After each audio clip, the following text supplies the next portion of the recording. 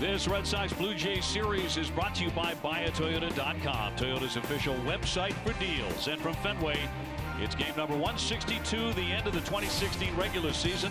Not the end of the line for the Red Sox, of course, who prepare to play the Cleveland Indians on Thursday in the American League Division Series. It's a game of considerable value to both the Sox and Toronto, and a memorable farewell to David Ortiz. It was some ceremony, a red carpet, star-studded pregame ceremony to honor Big Papi. It was presented with a Major League Baseball fellowship in his honor, a pair of custom-made LL Bean boots, that golden baseball bat. Governor Baker announcing the bridge over the Mass Pike on Brookline Ave has been named Big Papi David Ortiz Bridge.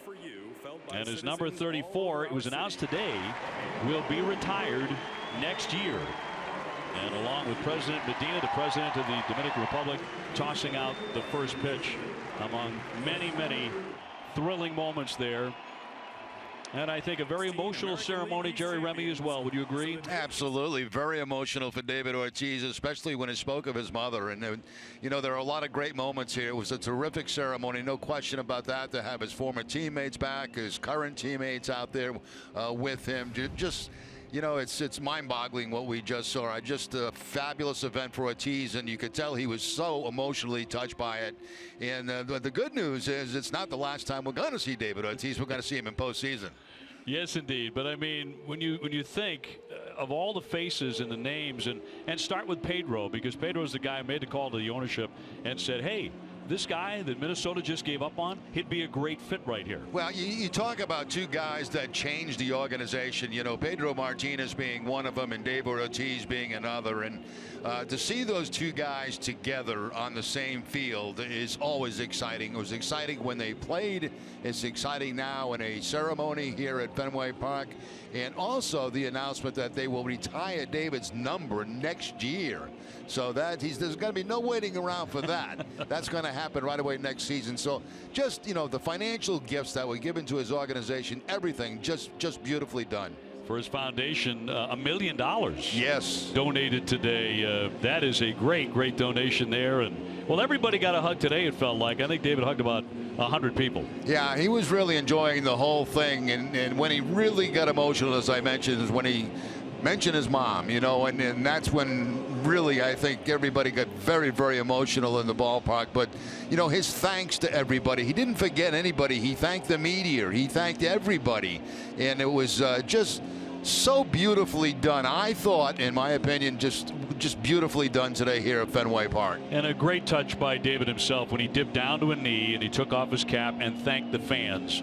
That was his final gesture with his dad just a couple of feet away. His father was very emotional as well. He had tears in his eyes for much of that ceremony. It was very beautifully done. It was, and you know, I can't believe we got a baseball game to play today. It's been something just sitting through this for the last 45 minutes. And here's where Ortiz takes one knee and thanks the fans here at Boston. That'll be a moment that we'll always cherish. They've been watching in the Dominican Republic as well. They've been taking in the entire ceremony, where David is an icon nationally, of course, and certainly is here in Boston and throughout New England. Brought to you by BuyAToyota.com. So the Red Sox, yes, have a ball game to play today, and as mentioned, of considerable value, because a Sox win and a Cleveland loss in Kansas City will give the Red Sox home field advantage beginning Thursday in Game 1 of the division series. But the Red Sox loss and a Cleveland win, and the Indians finish with home field, and the Sox have to travel on Thursday. We shall see how it plays out today. Certainly a huge one for Toronto. They have yet to secure a postseason berth, although right now in the wild card picture along with Baltimore. Time for a look at the Blue Jay lineup now. It's brought to you by your New England Chevy dealers. It'll be Devin Travis to lead things off. He's at second. Josh Donaldson at third. Edwin Encarnacion at first base with Jose Bautista the DH. Russell Martin doing the catching. Tulowitzki at short. Upton in left. Kevin Pillar the center fielder. Ezekiel Carrera the right fielder. He is batting ninth. And facing the Red Sox starting pitcher, presented by your New England Audi dealers, David Price, coming in at 17-9, a 4.04 ERA, and coming off a rough one against the Yankees in New York, a 6-4 loss that snapped a personal 8-game winning streak. The Red Sox defense is brought to you by Southwest Airlines, and they are third in the American League with 75 errors on the season. Brock Holt will be at third base, Xander Bogaerts the shortstop, Dustin Pedroia at second, Hanley Ramirez the first baseman. Left to right, Andrew Benintendi, Jackie Bradley Jr. and Mookie Betts, and Sandy Leone doing the catching for David Price.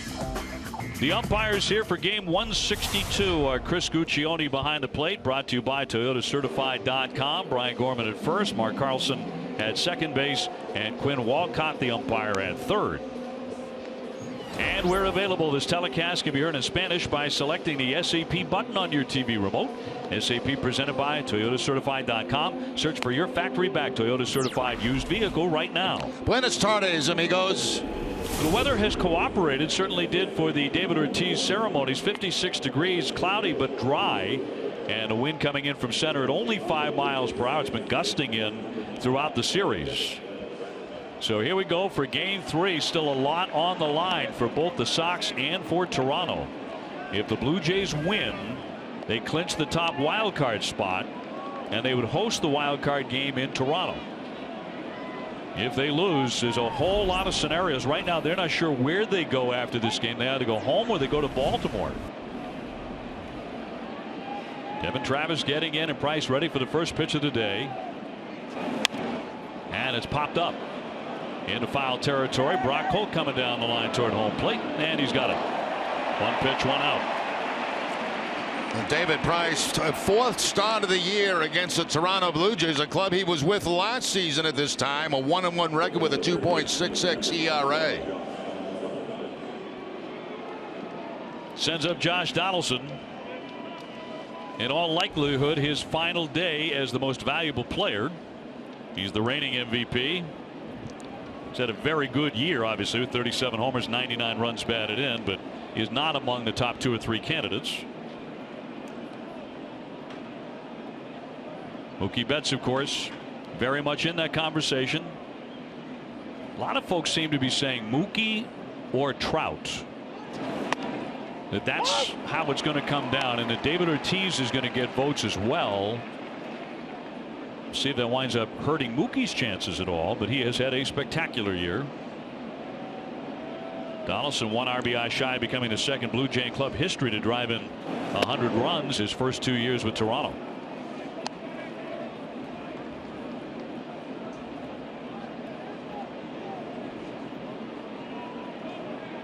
A tense day for that man. John Gibbons, the skipper of the Blue Jays. Price with a 1-1.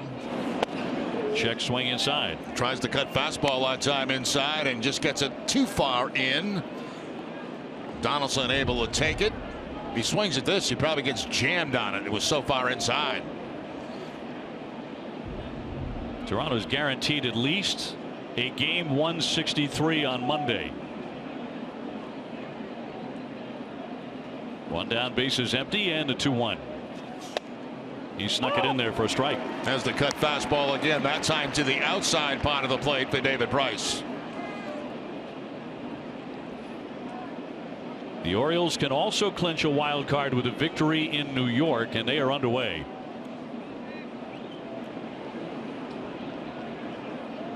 Seattle was eliminated last night from wild card contention. 2-2 is outside. Because David Price now no windups, working completely out of the set position, very similar to what Clay Buchholz did. There you see the breakdown right there. 68% fastballs and cut fastballs and 23% changeups, very few breaking balls. Price firing a 3-2 pitch to Donaldson, and he walked him.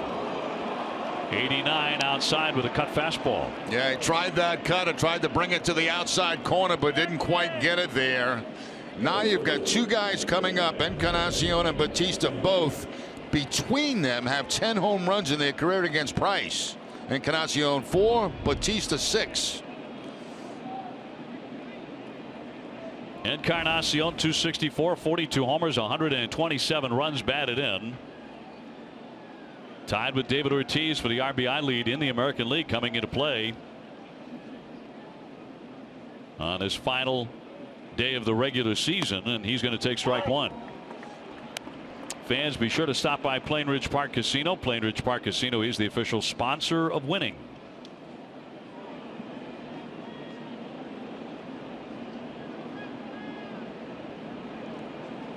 Man at first, one down.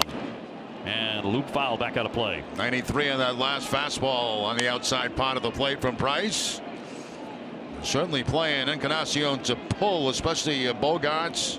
Holt on that left side. Pedroia pulled towards second base. A lot of times they'll put the full shift on him, but not the case now.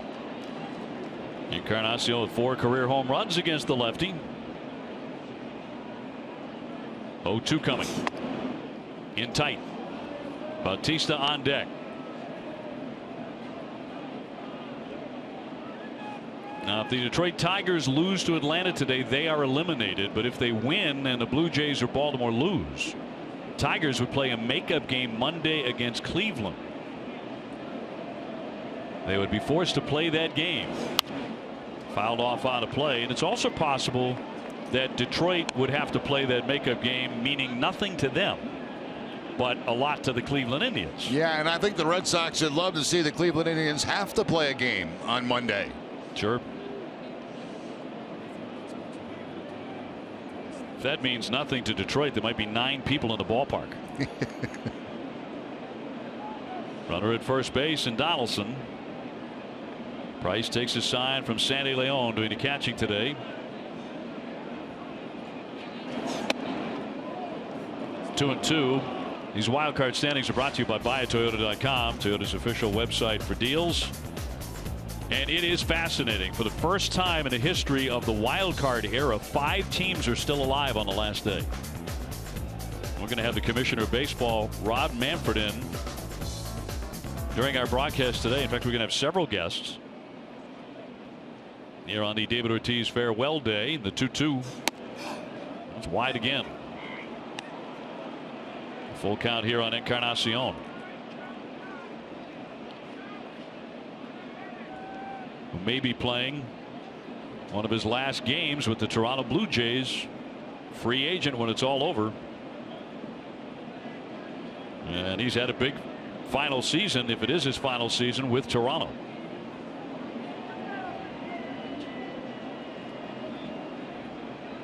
Three-two. Liner scooped.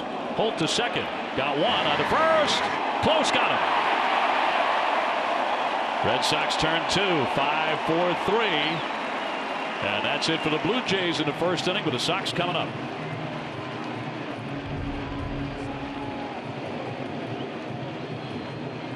Still a possibility they could challenge, but they've decided to wave that off. So no score after a half inning.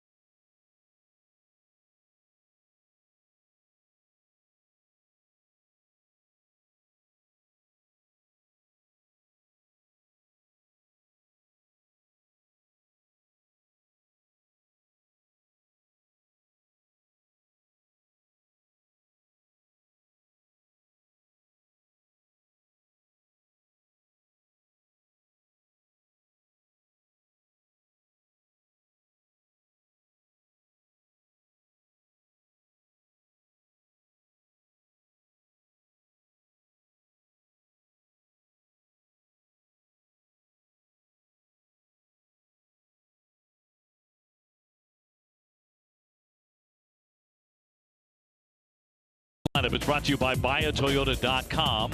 And it'll be Pedroia to lead things off. Brock Holt and Mookie Betts after him. Big Papi hitting out of the 4th spot today. John Farrell says as many at-bats as is necessary today for David. Red Sox trying to win the game. Ramirez, Bogarts, Bradley, Leon, and Benintendi all up against the right-hander Sanchez. Blue Jays starting pitcher brought to you by McDonald's. I'm loving it. Aaron Sanchez had a big year. He's got great stuff. 14-2, 3.06 ERA. Yeah, Sanchez very, very good. 3 starts against the Red Sox this year, 1-0, but a 5.19 ERA in those 3 starts. Pedroia to lead things off. Finishing up a terrific offseason. 320, 15 homers, 74 driven in.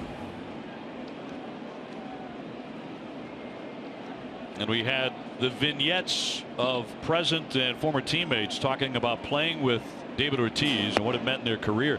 The shortest one was Dustin Pedroia, who said, David knows how I feel about him. Well, that's kind of Pedroia, isn't it?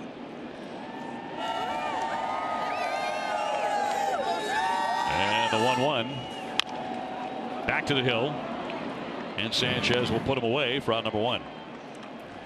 The Blue Jays defense is brought to you by DraftKings. They are 5th in the league with 88 errors on the season. Josh Donaldson at third base, Troy Tulowitzki the shortstop, Devin Travis at second, Edwin Encarnacion at first, Upton Jr., Pilar, and Carrera in the outfield, and Russell Martin doing the catching. Brock Holt will climb into 259, 7 homers, including a grand slam against Toronto. And then Mookie Betts. Now, if the Red Sox and the Indians both win today or both lose, Cleveland has to make up that rainout with Detroit on Monday. So there's still so much to be sorted out yet. Red Sox would love to open up against the Indians here on Thursday in Game 1 of the division series. A wave and a miss by Holt. A good curveball that time by Sanchez. Fastball at about 96, maybe higher at times. He'll throw that curveball and also the changeup, but a lot of fastballs from Sanchez.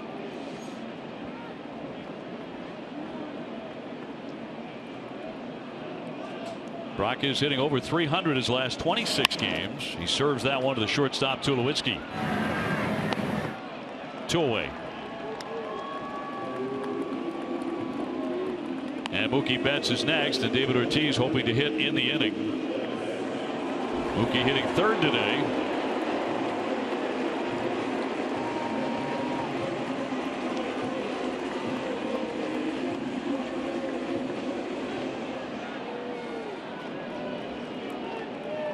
Betts at 320, 31 homers, 113 runs batted in.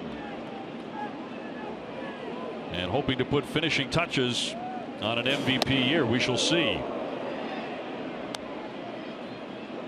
He has hit safely in 15 of his last 16, and he's batting .410, so he's closing strong. But heading to postseason play, the 1-0 pitch.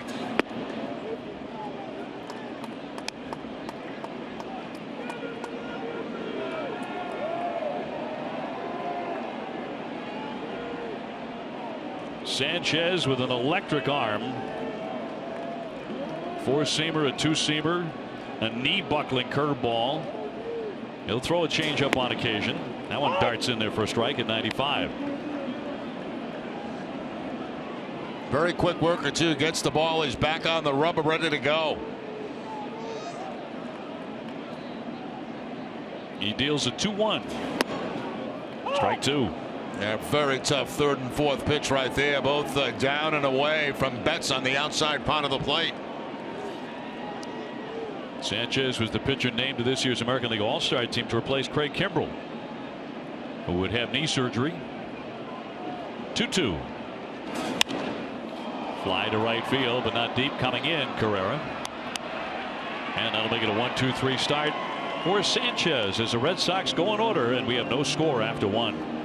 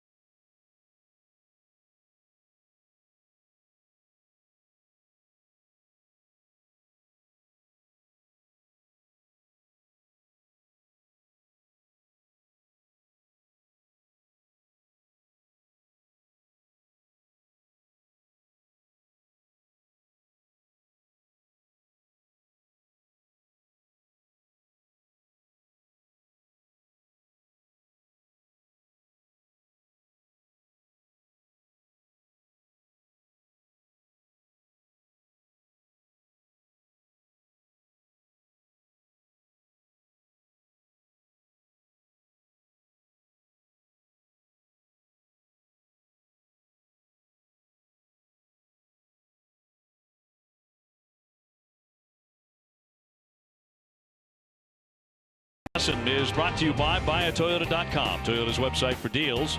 Dunkin' Donuts. America runs on Dunkin'. Digital Federal Credit Union. See what DCU can save you.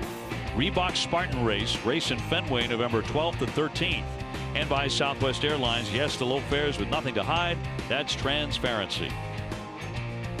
Jerry Remy, Dave O'Brien, Garen Austin with you as we move on to the second inning. Cloudy day here at Fenway. No score after one. Kansas City has just taken a 1-0 lead on the Indians in the first inning. And Price going after Jose Bautista. Tends to fight back.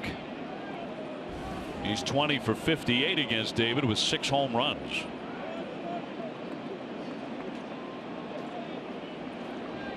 Martin on deck and then Tulowitzki.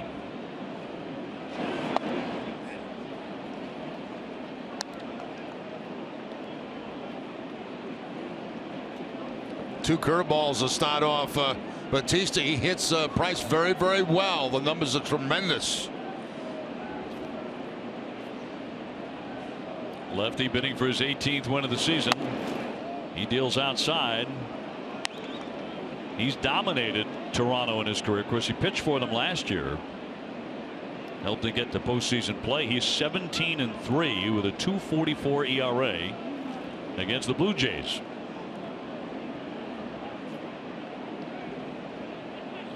And the 3-0. The strike. A lot of walks last night. Conditions had to contribute. Such a slick evening. Tough to get a good grip. There were 13 combined walks. The 3-1. In there for a strike right at the bottom of the zone. Bautista was about to let go of that bat. That's a good pitch. A cut fastball right at the bottom of the strike zone, and count runs to 3-2. Bautista didn't think so. He was gonna flip that bat and head to first base, but nope, you got to come back.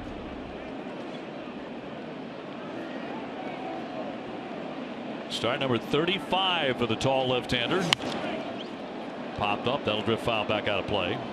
And fastball reaching 94 for David Price.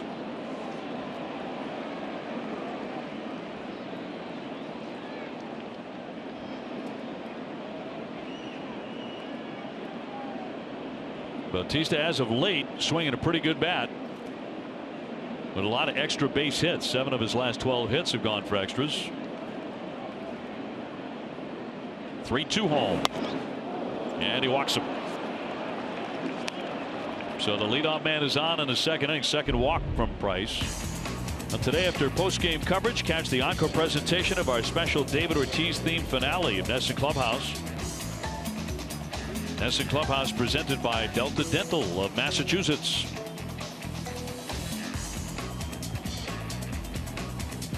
And here's Russell Martin hitting just .228, but with some power. 20 homers. Got off to a dreadful start this season. The batting average never really recovered. But he has driven in 74 runs.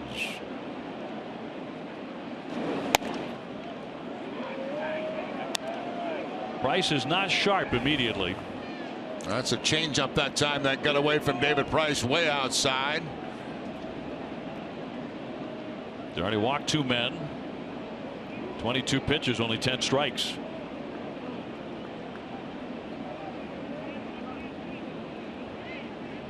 Bautista on at first base. We are scoreless in the second. Through there for a called strike to even the count.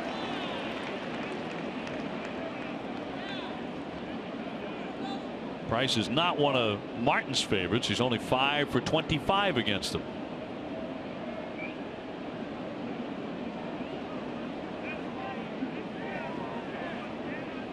Tulowitzki on deck and the 1-1.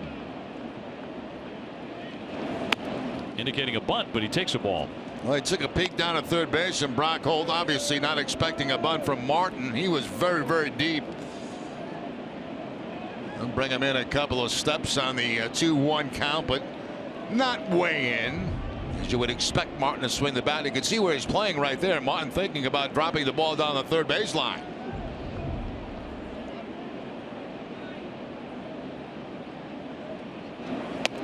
He lays off, and that's a strike. Barely. Another cut fastball.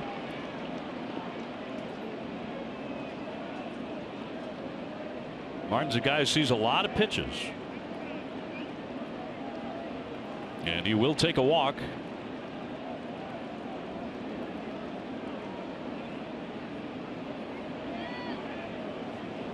And now Price will step off the rubber here.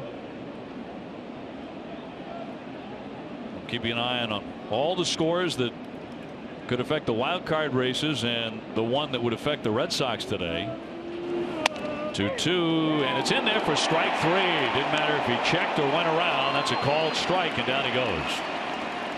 Right at the top of the strike zone with the cut fastball from David Price. Maybe a little bit higher than he wanted it, but did get the strike call. And it did look like Martin did check his swing, but that was definitely on the call by the home plate umpire. So 225 strikeouts for Price. He ties the Red Sox single season record by a lefty, achieved twice by John Lester, who had a terrific season, by the way, regular season for the Cubs, 19 wins. Seeing a few more curveballs from David Price early in this ball game. Threw a couple to Batista. That was a breaking ball right there to Tulowitzki to get ahead 0-1.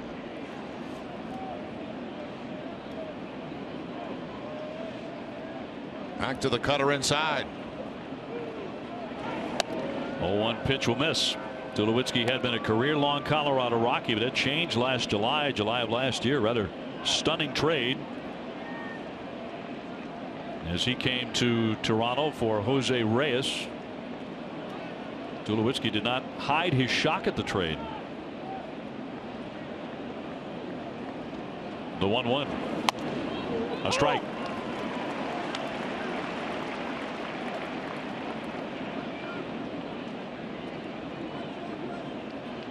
Tulowitzki did say that he expected a deal somewhere, just not to Toronto. When he made his debut for the Blue Jays, he homered and doubled. So they liked him right away. And he asked for time, and he gets it.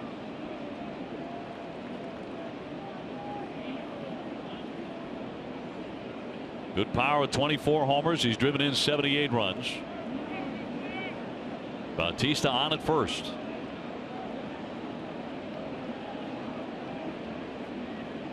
And Price taking his time, as he always does. Here comes the 1-2.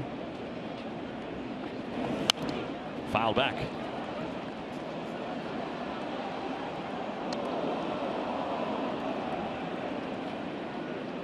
Melvin Upton would hit next, given the opportunity, but Price is looking for a double play ball here. Tulowitzki 4 for 9 with a home run against the left-hander.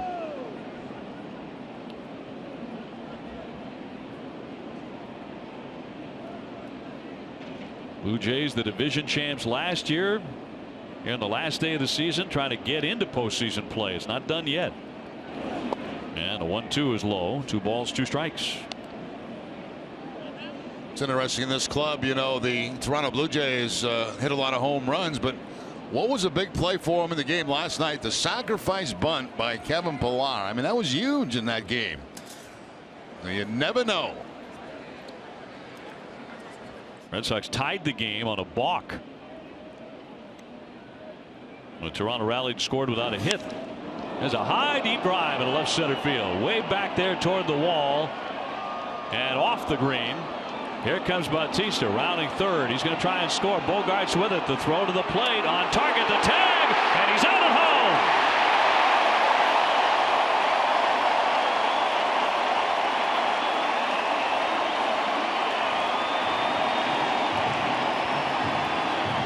Excellent relay there by the Red Sox. Well done by Jackie Bradley Jr., Xander Bogaerts, and Sandy Leone. First of all, Bradley Jr. playing this beautifully off the left field wall. He takes the proper angle on it, as you can see right there. Comes in, picks it up, gets it to Bogaerts. Bogaerts getting in position to make the throw home, and they have Bautista by plenty at home plate. Beautifully executed by the Red Sox defense. Bautista trying to slide around the tag, but the tag comes on the chest before the hand gets to the home plate. Tulowitzki with a double but no RBI on the play. And a superb relay there. Bogart's firing a strike to the plate. That'll bring up Upton. Hitting just 199 since the trade to bring him to Toronto with 4 home runs. Scoreless here in the second.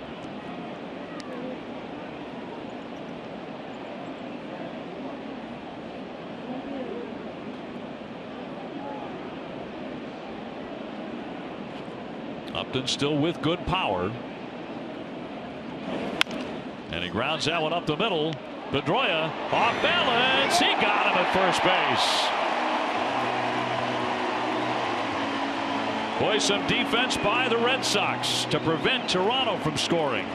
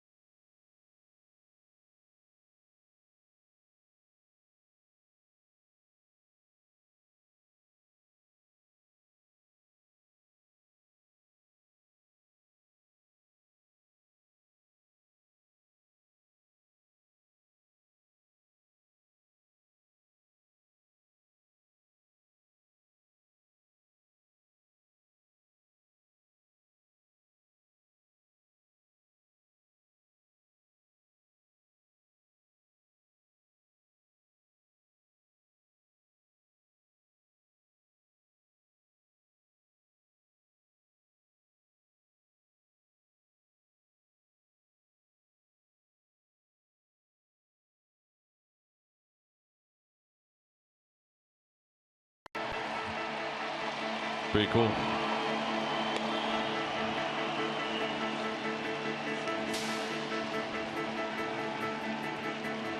The designated hitter, number 34, David Ortiz. Live at Fenway, fans with their placards spelling out "Thanks, Poppy." David got a look at that from the on-deck area. The thanks keep on coming. David will climb in hitting .317, 38 homers and 127 RBIs. His first at bat today.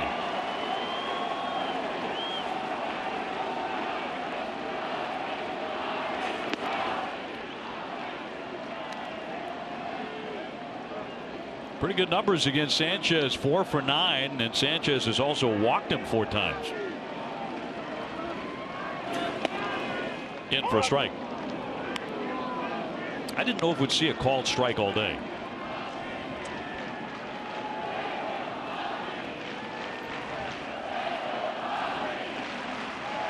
The 1-1.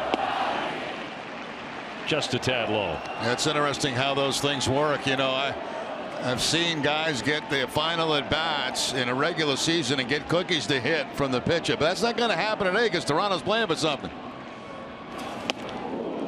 2-2. Yeah, they're playing for their postseason lives. You're right. Absolutely, and all fastballs so far to David Ortiz.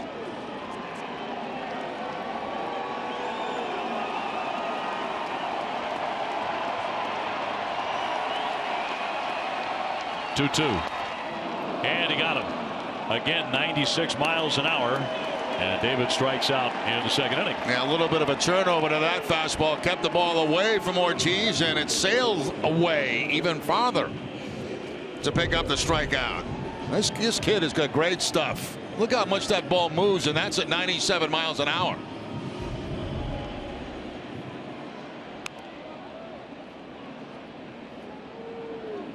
Hanley Ramirez now 286, 29 homers, 110 RBIs. Trying to snap an 0 for 16 and get that swing back in good shape before the division series begins on Thursday.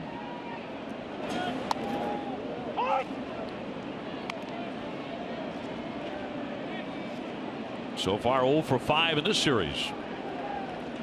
No score in the second.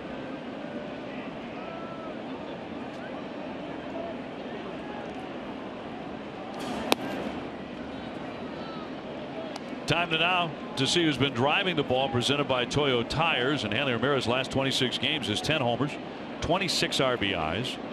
Toyo Tires, the official tire of the Boston Red Sox. Bogart's on deck.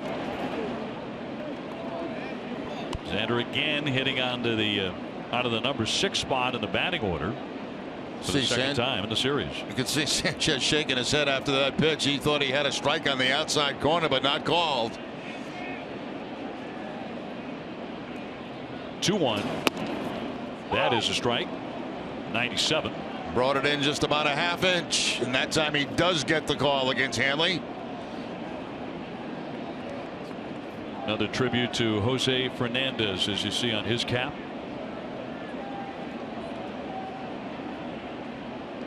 One down, the 2-2. Down he goes, strike 3. 97. Back-to-back Ks. Well, don't miss a once-in-a-lifetime chance on a rare piece of history. The original portrait of David Ortiz by Peter Max, available as a graphic poster. Only 1,000 of them produced, and they're hand-signed by the artist and Big Papi. Don't wait. Order yours today at RedSoxFoundation.org/Ortiz. And there it is. Jerry shows it off as only Sherry can. It's lovely. Only 1,000 of those. In for a strike on Bogarts. Xander 293 with the 21 homers, 89 driven in.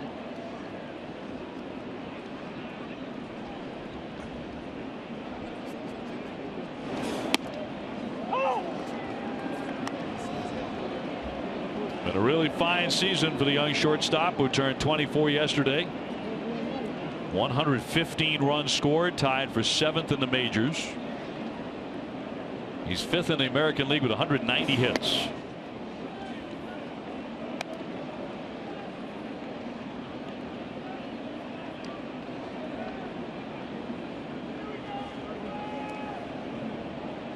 The Red Sox have played a string of low-scoring games.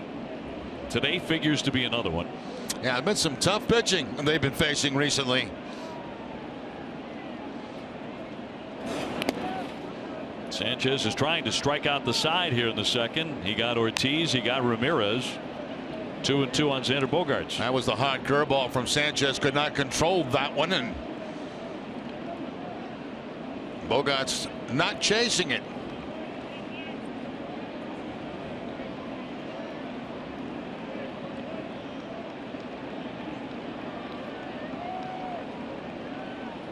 Two. And snatched by Sanchez. Made a fine play on that to retire the side. The Red Sox go very quickly 1-2-3 here in the second.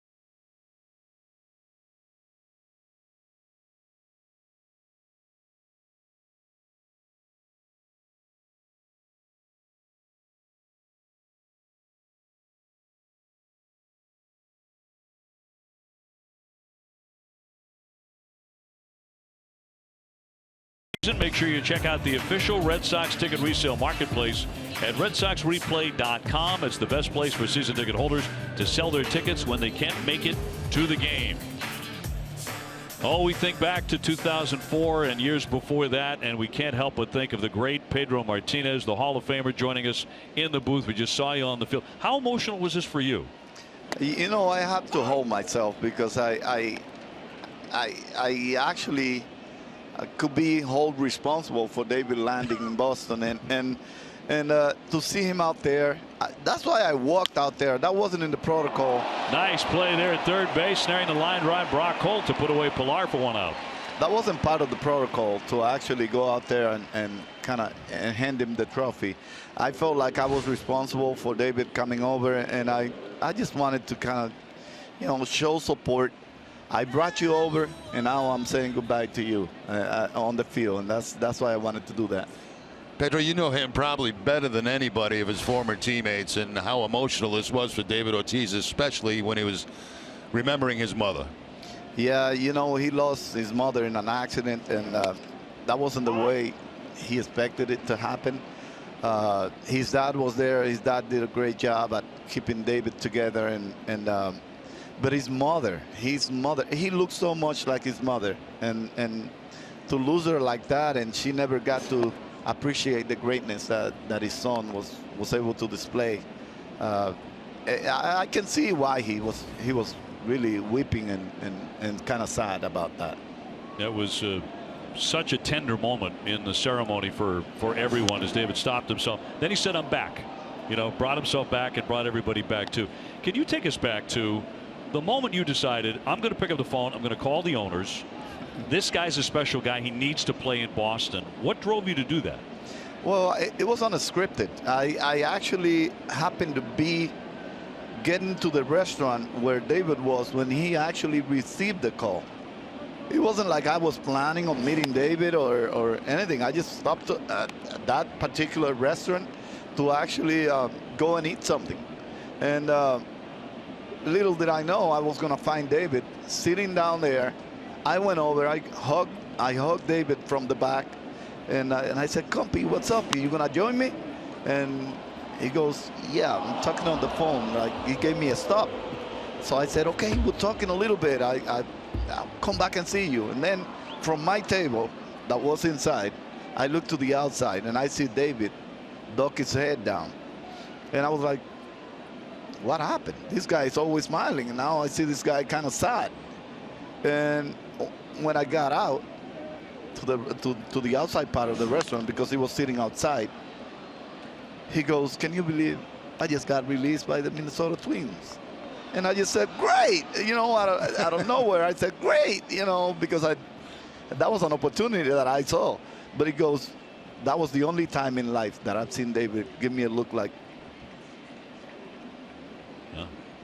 how can that be great? I had a baby girl born 2 weeks ago, and I don't have 1 cent in the bank. How can that be great?" I said, "No, it's great because I can take you to Boston. I'm going to call people right now." And we started calling. We didn't even bother to eat or have a drink or whatever.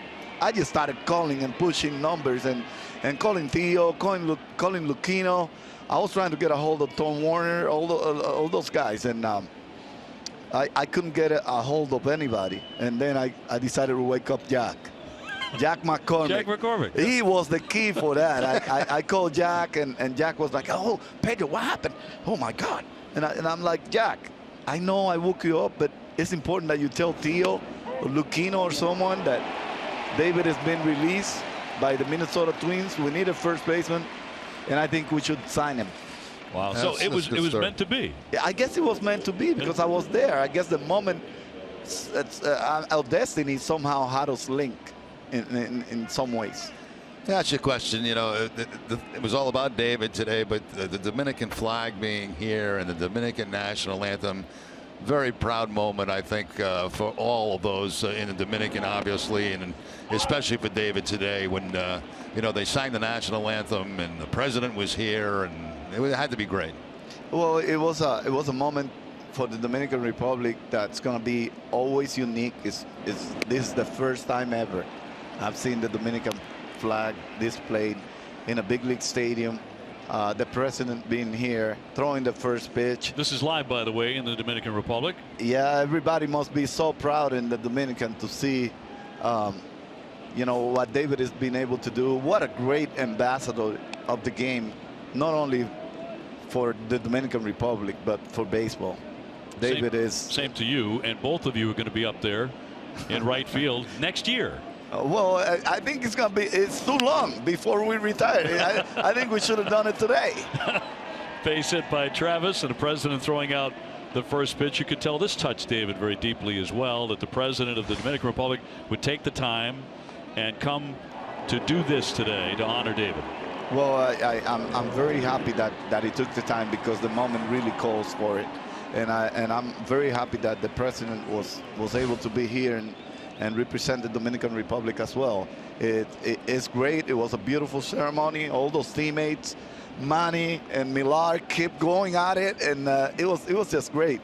You should have seen the way we were joking in the back of the wall. Behind the curtain back there? Yes, yes. I'd pay to see that. And Manny, the only thing that was missing was Manny's perfume to spray everybody. Yeah.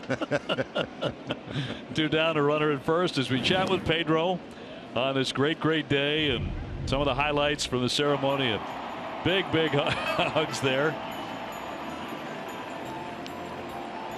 Great to see all these faces and these wonderful athletes coming back to Fenway Park with championship trophies. Yeah, and you know, it's just great to see them. I was in awe to see how great they all look. They look great. All those guys look great. Line shot to left. Benintendi will make the play to retire the side. Pedro, you're the best. Thank you. Greatest. Thanks so much. And it was wonderful to see you on the field and here today. Well, I'm extremely proud of David. I'm like a proud papa today. So hang with me. Hang with me. Thanks, Petey. All right. Thank you so much for having me.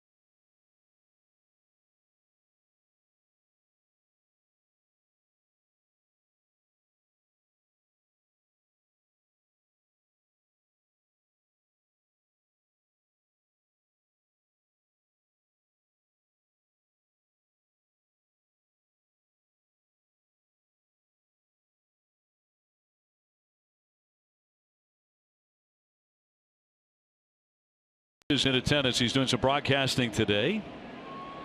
And eating. The Iron Man. Need that energy as we go to the last half of the third inning. No score. Red Sox and Toronto. Great to see Pedro Martinez returning to Fenway. Gets such a gigantic hand. Everlasting applause for number 45. Jackie Bradley hitting .268, 26 homers, 87 runs batted in. And then Leon and Benintendi against Sanchez. Red Sox looking for their first hit.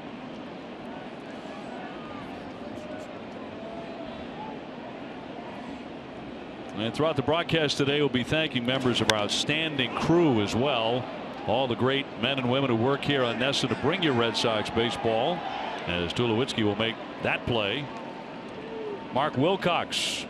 We cannot do it without Mark. Oftentimes up here in our booth. Mark. Bill Titus, one of the most courageous men you're going to meet. In that spot, look at that spot down there. John Carolyn as well. Joe Stafford, all geared up. These are some of the best in the business, folks, and we are honored to have them on our show. As Leon lays off, hitting .311 with 7 homers, 35 runs batted in.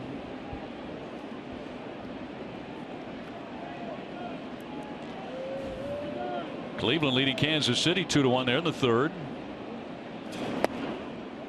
Baltimore has a 3-1 lead on the Yankees in the fourth.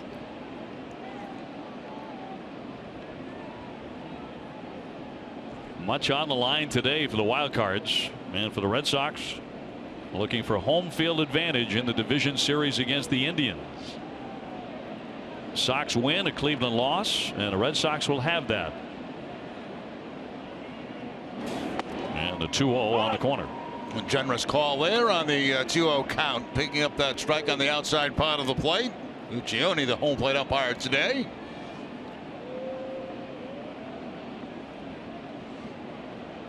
Two-one coming. Sanchez early in his career compared often to a young Oral Hershiser. Similar delivery.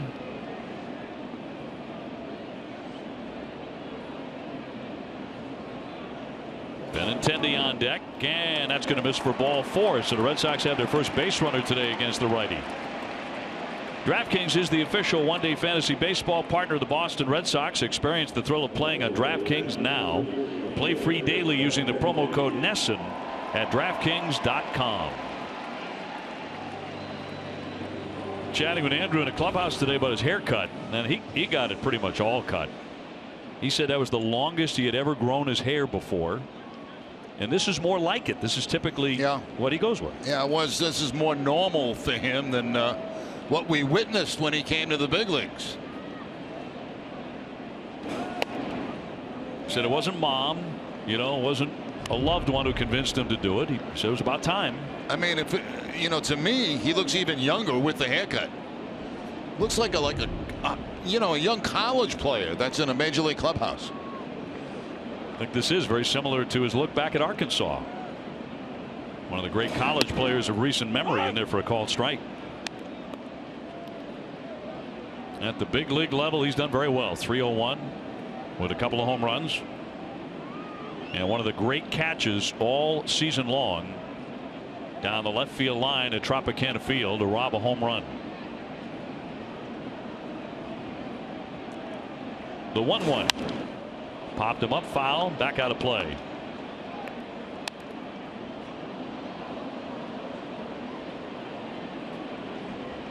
I really thought one of the cooler things today was when Governor Baker announced that the bridge over the Mass Pike on Brookline Ave has been named Big Papi David Ortiz Bridge. And they brought the sign out in the pregame ceremonies. You can get a lot of stuff that you can collect, but a bridge is tough. Yeah, that's pretty special. Very unique. 2-2.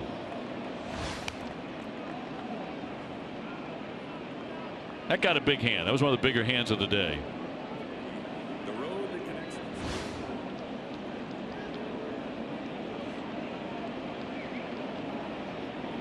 Dustin Pedroia on deck. We're scoreless in the third. More guests are due to arrive here in our booth today as well. There's a shot headed toward the wall. On the run, Pilar, and he'll make the play in front of the National League scores. Sandy Leon turning tail back into first base, and they're 2 down. Yeah, no wind today to knock the ball down. That ball just not quite enough from Benintendi out there toward that left field wall, and Pilar able to track it down. Ace Ticket has special pricing on tickets to all Red Sox playoff games for this upcoming week. Don't miss out. Visit aceticket.com right now.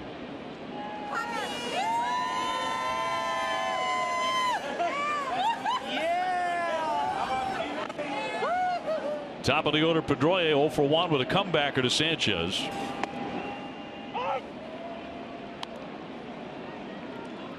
I got a special visit in the broadcast booth from Grandma Fran today, Jerry. She's 101 years old. Not too bad. Doing okay. 101 and looking gorgeous.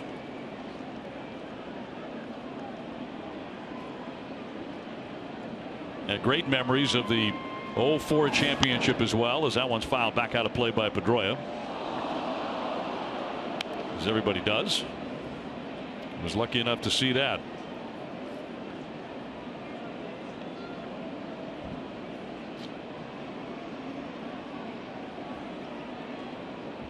Dustin coming to play today, 3rd in the American League in hitting at .320.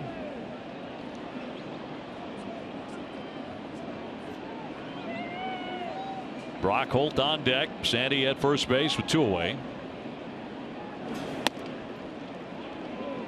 1-2. When you think about those championships, you think about 07, you think about 13. The indispensable Johnny Gomes will be joining us in the next half inning. Johnny came out with that championship trophy today during the Ortiz farewell.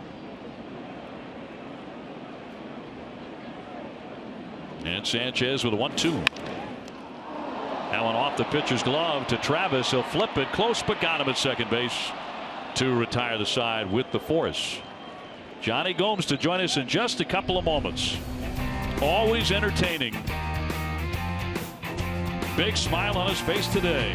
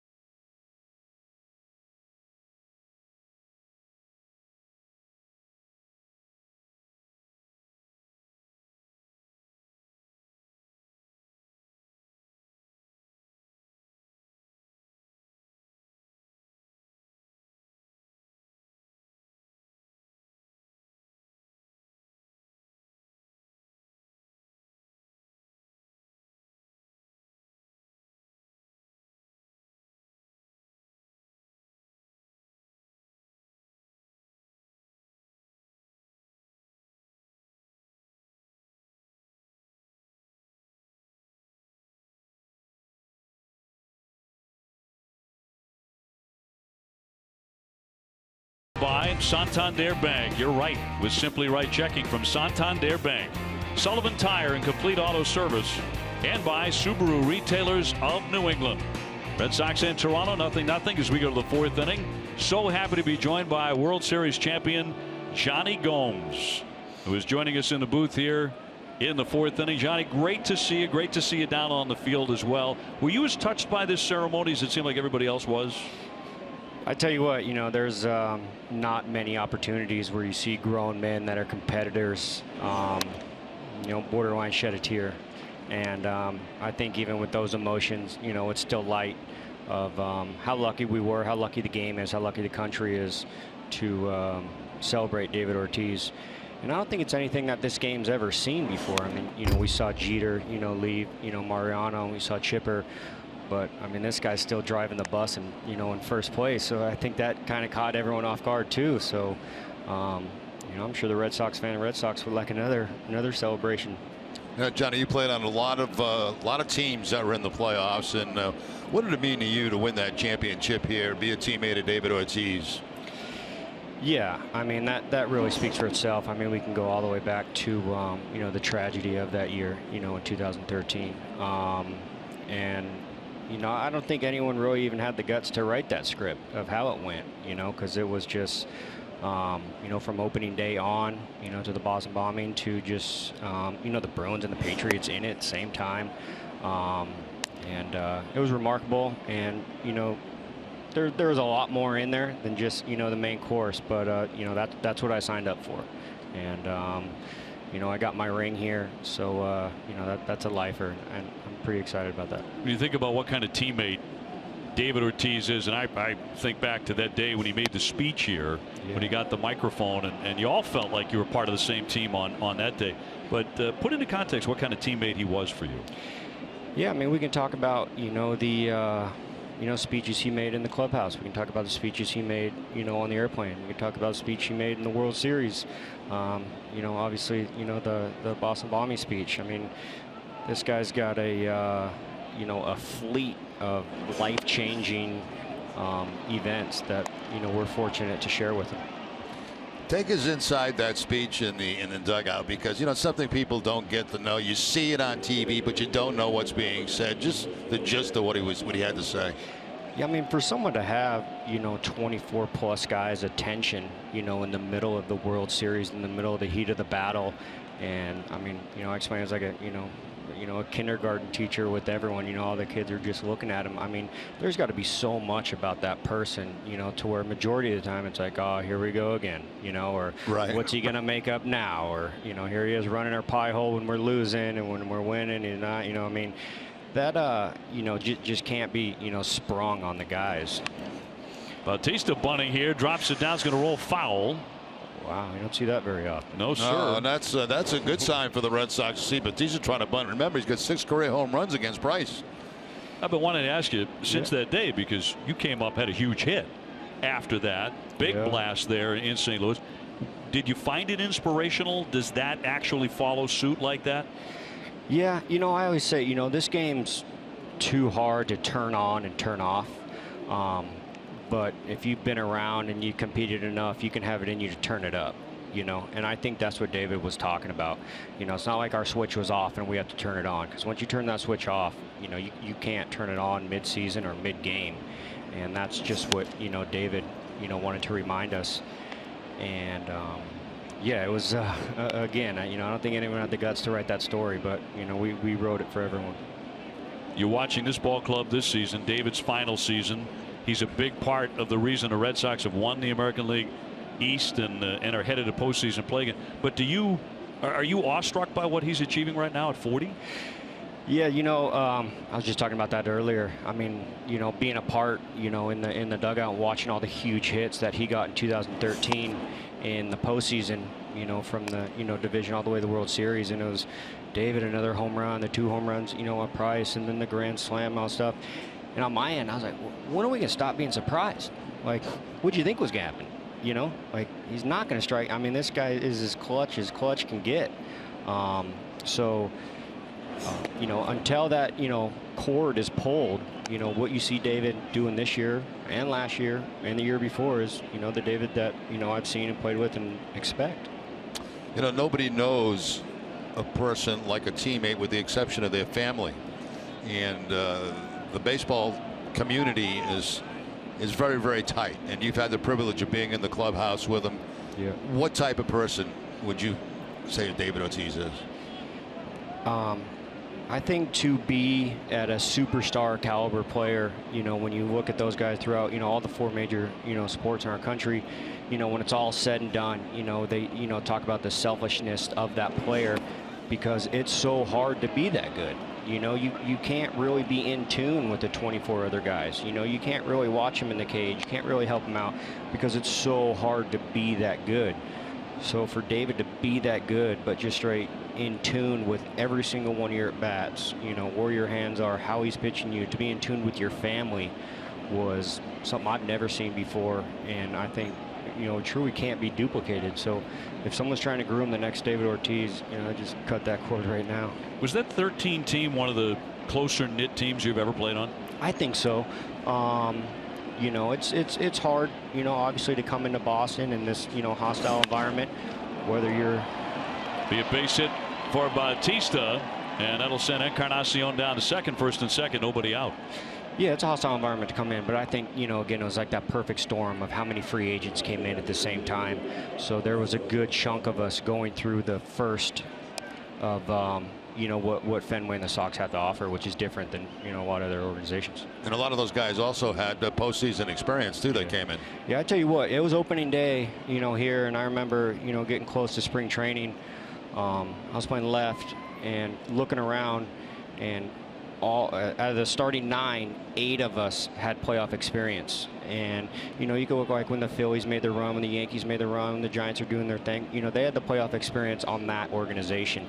You know, we had the Napolis, you know, the Drews, the Victorinos.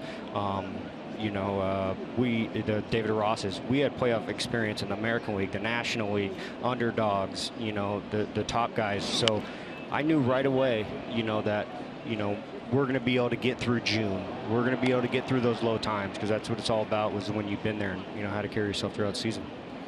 Chatting with Johnny Gomes, World Series champ from that tremendous 2013 Red Sox ball club. Is that experience absolutely necessary to go far in postseason play? Yeah, I mean, you know, when you talk about getting through the bumps, you know, the groundhog days, if you will, you know, you don't have those bumps, you know, in the postseason. I mean, you got to make that adjustment on the fly, you know. You know, when you got your back. Martin with a high fly ball in the left center field, but is Jackie Bradley. He's got that. Runners hold at first and second. And that'll send up Troy Tulowitzki. And because this is obviously an interesting Red Sox team with David Ortiz, Dustin Pedroia, some guys who've been there, done that, but a lot of other guys who haven't yet. You know, guys like Mookie Betts and Jackie Bradley. So are you as fascinated to see how they're going to react in October? Yeah, absolutely. But at the same time, I mean, they got, you know, David Price on the mound right now. That second baseman is unbelievable. You know, I mean, that you know, that guy puts a huge, you know, weight on his shoulders to stay in tune with all these guys that haven't been there. And then you got David, you know, I mean, let's load him up for David, you know, at any given point when you got that club, you know, it's nice to have. Tulowitzki doubled his first time up as he caught some green and lefts. We have no score here in the 4th inning. Johnny Gomes, our guest, back in Boston, carrying a trophy onto the field. It's always a great way to come back to Boston, isn't it? Yeah, I mean, to get the you know, the camera off this, you know, this beautiful mug of mine to put it on the trophy, you know, definitely helps me out. But I always, you know, it's kind of funny when you go to like these charity events, or you go to pop up on the infield, and Hanley Ramirez there with Pedroia. Oh, that's Pedroia. Infield flying effect, and Pedroia will take that for the second out. It's funny when you go to these events, you know, it's this and that and the charity and all that stuff, and you know, towards the end of the night, it's funny how all the champions are kind of over here in the corner. You know, it's just this, you know, fraternity that you get in for life, and you know, you're not really invited unless you have the ring. You know, so to be a part of, you know, the hardest boys club, man's group, you know, to attend in the world, in my eyes, is, you know, special. Now you'll have that forever here. That's a lifer, and you know, good thing for me, I can run it back in the Midwest in Kansas City too. You know. Yeah. Indeed, with the Royals. Yeah. Is Upton 0 for 1. He's tapped to second. Runners at first and second as Price tries to get out of a mini jam here with 2 down. What do you miss teammates here? What do you miss the most about not playing? Winning. You know, I watch a lot of baseball. I mean, I'm still in the battle. I mean, I still got guys from all over, you know, text me, watch this, watch that. You know, what do you got on this guy? So I continue to stay in the battle. But, you know, the emotions, man, when you see a guy coming in with a huge hit, you know, and the high fives in the dugout, that, you know, can't be simulated, you know, anywhere else in any sort of lifestyle. So the emotion, I mean, this game is built on, you know, failure, you know. But, you know, when you can talk about, you know, the success and the positive side of it totally outweighs the negative, it's a pretty awesome game. Well, Johnny kept finding himself, funny enough, in winning situations, going to postseason play year after year deep and contributing in a big way each of those times. He knows a few things about winning. The 0-2 from Price trying to end this inning. did not get the call there, just inside. Any of this appeal to you, the broadcast angle? I mean, you guys are nailing it. I watch you guys a lot at home, and I definitely do want to tip my hat to you guys. And you guys are the voice of the Sox, and you guys do a heck of a job. You really do. I can imagine it's hard to make some stuff up, when they're in a grind. But I'm sure you could find a way. Yeah, but yeah, you guys are awesome to listen to at home. Very kind of you. The 1-2. He got him. Down he goes, strike 3. Johnny, thanks so much for the visit. Yeah. It's always a joy to see. It brings back a lot of smiles. Thanks, Johnny. We'll be back for the 5-year anniversary. Yes, sir. Johnny with the trophy. Still scoreless here at Fenway.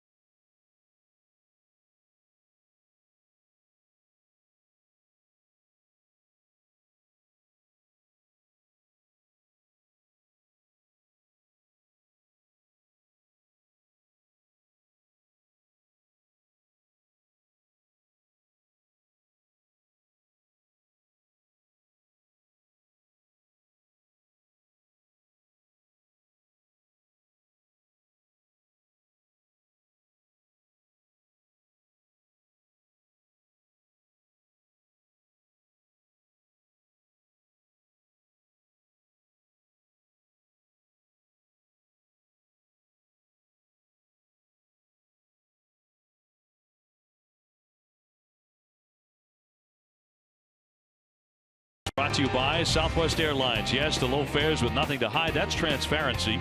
BuyAToyota.com, Toyota's website for deals. Bob's Discount Furniture. Everybody saves at Bob's Discount Furniture. In store at mybobs.com. And by your New England Audi dealers. Last half of the 4th inning, no score at Fenway. Delighted to have another guest, very special guest, Mike Lowell from the 07 World Series champions, who was part of the David Ortiz farewell today. Mike, always a great delight to see you. And again, just as Johnny Gomes and Pedro Martinez, it brings immediate smiles to everybody's faces to see you. It connects to championships. It sure does. Well, it brings a smile to our face too. We come out, and I was speaking to Alex Cora and to Nomar actually out there, and they're like, "Do you miss it?" I said, "Only when I come back to the field." I get excited again. You see the fans and everything, and I said, I wouldn't even take batting practice for granted. What I would give to be able to take batting practice one more time and see what happens. But this is a fun team to watch, and I'm really rooting for the Red Sox to do something well this year. And I know you watch a ton of baseball. You are, I don't think people know this about you all through Red Sox Nation. You are in it up to your knees. You really study. You watch all the games. You watch the National League. You watch the American League. So what do you think of this Red Sox team? Well, what I like the most is, I will say this, I think Rick Porcello really changed the mindset that I had for this team going into the postseason. I think you're making me sound like I'm a student much more than what I am. No, I know that's not true. I do enjoy watching it, but I think the fact of a power lefty and a finesse righty and a good bullpen, and obviously the offense, I think drives this team. Foul tip to the mid, down goes Brock Holt for the strikeout. But in a postseason, I think that plays. I like the different looks. I think it keeps hitters off balance, and it's a different challenge. So hopefully things will go good, because we know this city gets pretty excited in postseason play, and the talent's there. I mean, this is a really fun group to watch. I mean, Mookie Betts hitting right now. I mean, how much more exciting a player than Mookie Betts right now to see? Would he be your American League MVP, or would you go Mike Trout? You know, or would you go Altuve or someone else? No, I wouldn't. I'd say it's a two-horse race. I think Mookie Betts does more for this team. I think we get a little spoiled at how good Mike Trout has been for 4 years, that we almost expect him to do that. Right. Tag toward right center field. On the move, Carrera, and the center fielder Pilar comes over and makes the play. 2 out. I'll put it this way. I mean, I'm more of a Mookie Betts fan, but I see him play a lot more. I wouldn't be disappointed if really either one of them wins it. You know, it's two special talents for sure. Well, on that topic, here comes David Ortiz for the second time. You were part of a wonderful ceremony today to honor David. Very touching ceremony. You guys got a chance to be teammates together. What's your number one memory of playing with David? You know, it's funny. People ask me that, and I say it's the first time I met him. Because, you know, I was coming from a Marlins team, and I was kind of just unpacking my locker, and I felt these big arms and big hands, and someone come behind me and hug me, and I didn't know if it was Josh. You know, it was the only guy I kind of knew. And I looked back, and it was like, it's David. Give me a hug, as if we were friends for, you know, 10 years. So he was a guy that, you know, I tell people what he is on TV is really how he is, you know, in the clubhouse and in his own house and with people. And I think that's what makes him so special. Mike, you're sitting in the dugout. Ortiz is at the plate. What is the feeling like as a teammate every time that he goes into that left-handed batter's box? Well, I think you know something special can happen, and I think he's done so many special things in big moments that you almost expect it to happen. The good thing is he comes through more often than not, and he sets the bar so high that I think when other guys get in that position and they fail, you're like, why can't you do it? Or you put yourself in that situation. I said, well, why can't I come through like David? And I said, well, because he's David. You know, he's that special guy that had a flair for the dramatic. And it's funny when you're looking at the video. I remember big hits in, you know, 06 through 2010, obviously, because that's when I was here. But then you see the 04. But then in 13, there were big hits. And, you know, it spans. This is you know, 12 plus years of big hits after big hits. So it'd be nice to see him do something pretty dramatic this last game. Just a good send off for the regular season. Swing and a miss, and down he goes, strike 3. So he'll get another crack today. 0 for 2 so far this afternoon. Mike, always a delight. Thanks so much. Thank you, David. Mike Lowell, Nice World Series champ from 2007. Mike Lowell, still a 0-0 game here at Fenway.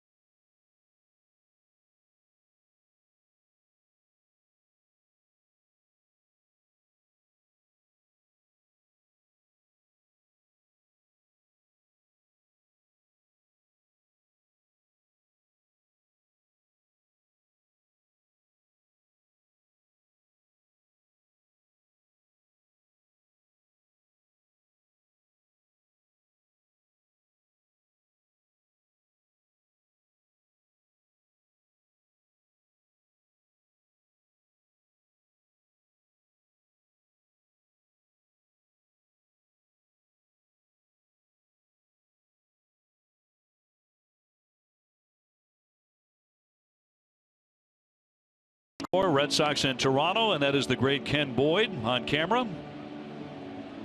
Bob Tomaselli, Matt Johnson, And Jim Martens with us as well. Jim is often with us, giving Jerry a real hard time in the booth before the games just to get him going. High fly into right center field. Pedroia will drift back, coming on Betts, and Mookie's going to want to make the play to set down Pilar. So one away. We stay tuned after the third out of this half inning for the mid-fifth studio show presented by GMC. You know, we are showing a clips of our crew, and very proud of this crew. It is the tops in the game, and I've been together with them for many years, and they are super at their job. They're super people, just great to be around, and they work long hard hours, so they deserve all the credit we can possibly give them. Mike Porta, great crew behind the scenes, working so hard so that you can enjoy the ball game. Carrera 0 for 1. He is struck out looking. Cleveland leading Kansas City. They're in the fifth inning, 2-1 Indians. Baltimore is just taking a 5-1 lead on the Yankees in the sixth. So they try and pin down a wild card spot. We're in the fifth, scoreless here. All three hits belong to Toronto.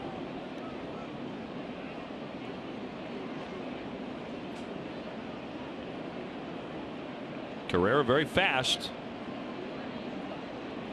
And a pretty good bunter. There are a number of good bunters on this team for a team of sluggers. We saw Pilar drop down a key bunt yesterday for them. The 1-2. Waved at and missed. Down he goes. Strike three as Price eats him up. He fans him for the second time. Got him on a curveball back in the second and third inning. Excuse me. This time a changeup. Lefty against lefty. Little surprise pitch there from David Price.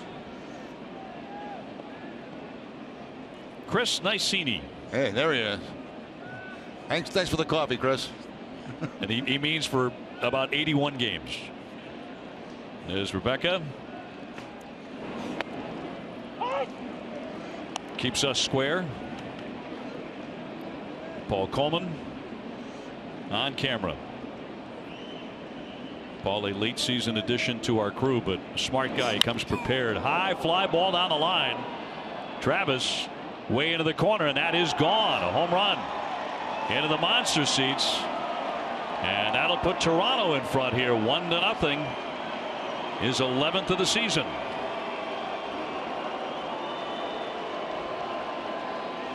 Well, he got a high cut fastball that time from Price. The home run ball has been a little bit of a problem for him over the last couple of starts. There's the cutter right there that stays up in the zone, and Travis with the home run to break the ice in this game today. He's a nice player. Hits leadoff against lefties, down at the bottom of the order against righties. He's 2 for 3 today, his 11th home run. You're right, against the Yankees, Price allowed 3 home runs in his last start. That's a season high. That'll bring up Donaldson, who does that regularly. 37 homers on the day, a walk and a line drive to left. So 1-0 the Blue Jays with 2 down. And the off-speed pitch again. Yeah, a few more curveballs today, and I think that's surprising at times to the Toronto hitters. A lot of times David will come out on a start and not throw a curveball at all.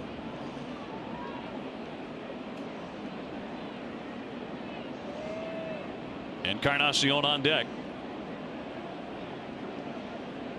And a 1-1 from Price. High and tight.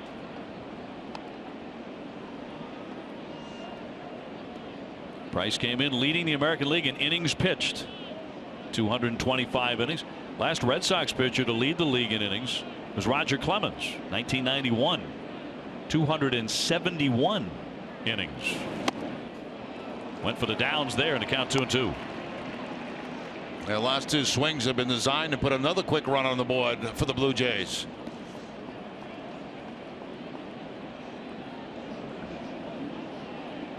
Blue Jays win and they clinch the top wild card spot today. And they would host the wild card game in Toronto. Another one, a high fly into left field, driving back Benintendi on the track, but with room, he's there to make the play and retire the side. But Toronto gets the first run on a home run by Travis. Time now to turn it over to TC for the mid-fifth studio show presented by GMC.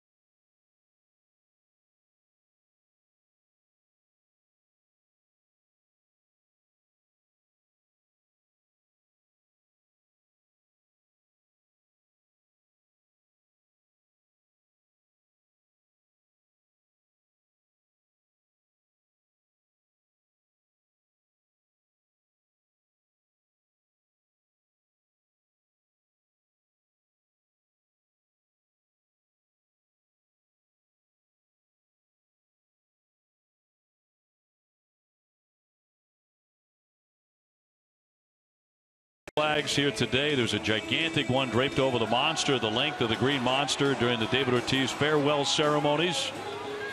And the president of the Dominican Republic, President Medina, was here as well to toss out the first pitch. Toronto with a 1-0 lead. Aaron Sanchez has so far no hit the Red Sox. He's only allowed one base runner. And that was a walk to Sandy Leon in the third inning. So second time around for Hanley Ramirez, Xander Bogaerts, and Jackie Bradley.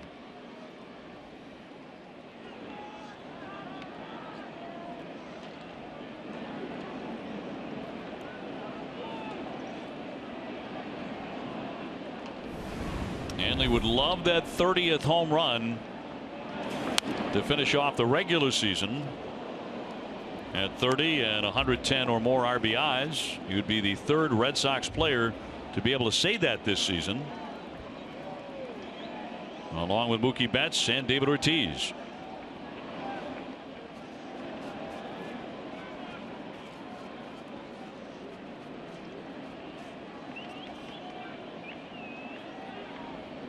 The 0-1 pitch. He drills in a strike at 96. Boy, right on the black. Yeah, that's the thing about Sanchez. You know, he throws hard and he throws two different types of fastballs, but he's on the corners with it. Very few pitches down the middle. 14-2 coming in. You are looking at a future Cy Young candidate with his arm. Here comes the 0-2. Got a piece of it, trickling foul off third. Iced coffee season is in high gear. Don't overpay for your iced coffee. Get a large iced coffee at Cumberland Farms for only 99 cents every day, anytime. Heath Hembree is up in the pen for the Sox. Cleveland 2, Kansas City 2. They're in the 6th inning.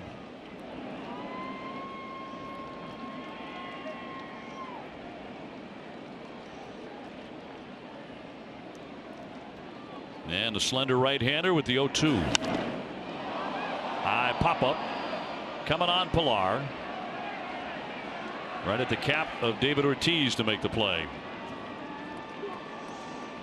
Right now you can get up to 60 months with no interest on anything at Jordan's Furniture. Furnish one room or your entire house. Best of all, you get to enjoy it now Visit Jordans.com for details. Xander Bogaerts 0 for 1. He is tapped back to Sanchez. Worth repeating, a Red Sox loss and a Cleveland win, and the Indians would finish with the home field advantage, and the Red Sox would have to travel to Cleveland for Thursday in Game 1. And tomorrow will be an off day for the Red Sox. Workouts on Tuesday and Wednesday, and then depends on where they have to go. If they have to go to Cleveland, they would leave Wednesday, hoping to open up here at Fenway. In there for a strike to even the count at 1-1. If the Red Sox and Indians both win or both lose today, Cleveland has to make up that rainout with Detroit on Monday to determine home field.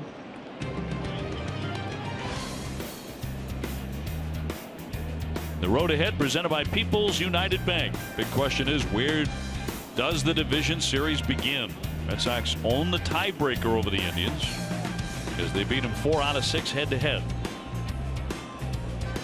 Of course, opening day was in Cleveland. The Red Sox won that behind David Price.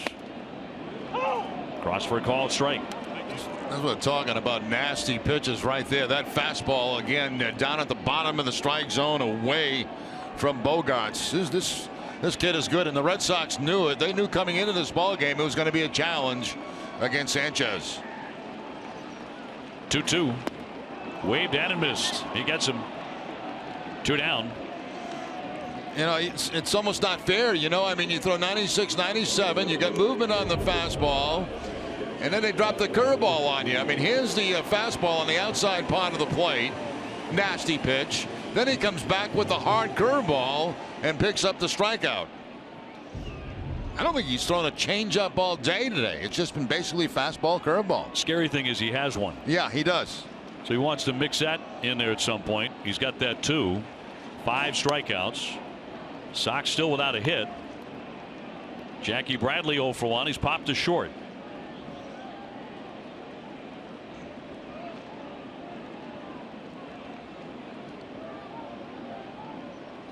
Sanchez, 24 years old, from California, and that one's going to get him.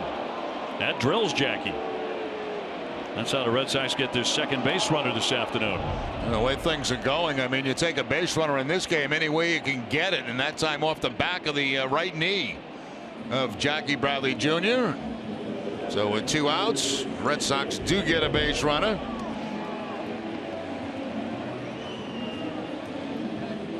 In front of Sandy Leon, who's the only other man to get to first base today for the Sox. He took a walk in the 3rd.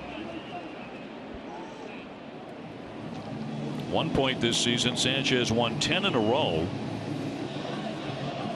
Into early August, had a heck of a winning streak going. He's only lost twice all season.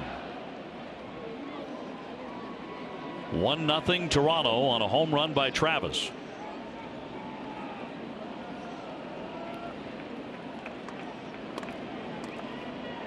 I really enjoyed the visits to our booth today.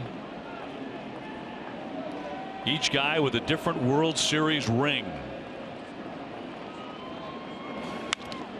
Slap foul out of play. Pedro Martinez, and then Johnny Gomes and Mike Lowell from 04 and 13 and 07.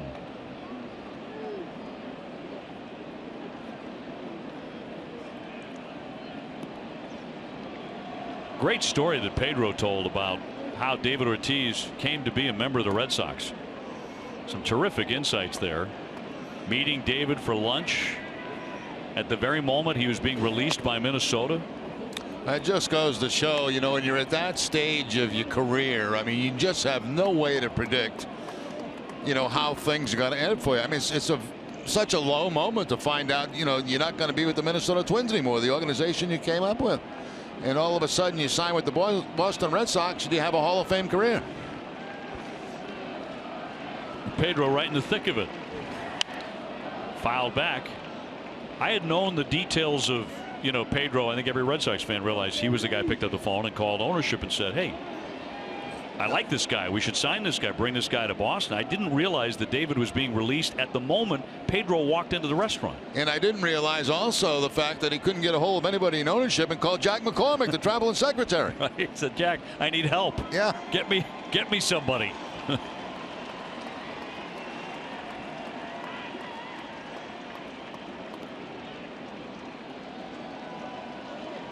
A ball and 2 strikes on Leon. Benintendi on deck. Red Sox trying to get something going against Sanchez. That is in there for strike 3. Easier said than done. He is dealing despite hitting a batter. He strikes out Leon. That's all for the Sox. 1-0 Toronto.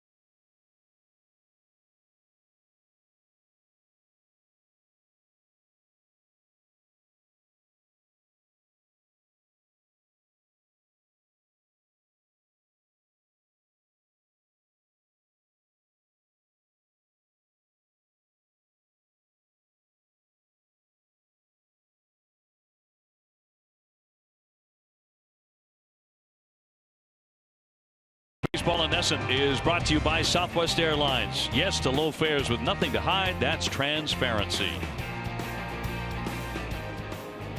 They call it the bling era of Big Papi.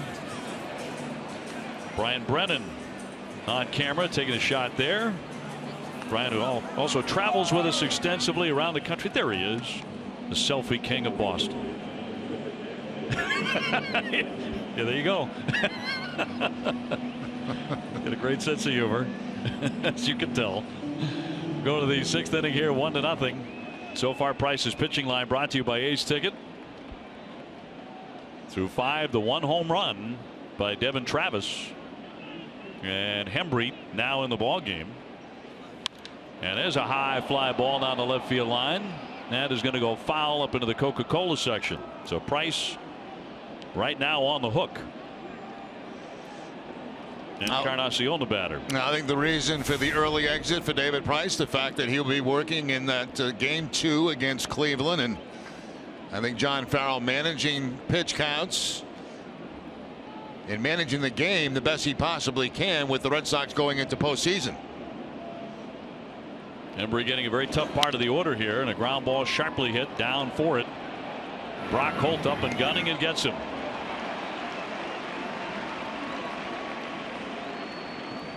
So 1 man gone. Bautista will be next. David Ortiz Children's Fund has helped save more than 600 children in the New England area and the Dominican Republic.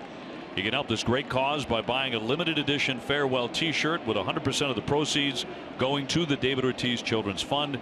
To get yours, visit the website on your screen.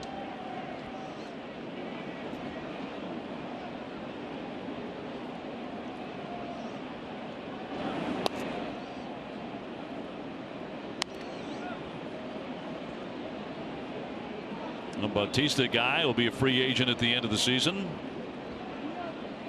as is Encarnacion. It could be a very different look to this Toronto team next season. Wicked swing and a miss, 1-1. Hembree has become a very valuable member of the Red Sox bullpen. Basically a fastball slider type pitcher. That was the slider.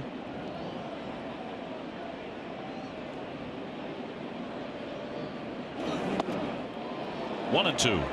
Runs that fastball back down and in on Bautista. They're in the 7th now at Kansas City. Indians 2 and the Royals 2. Baltimore's in really good shape right now. 5-1 on the Yankees in the 7th. Fouled back. This game began just a few minutes later than anticipated because of the length of the David Ortiz farewell ceremonies.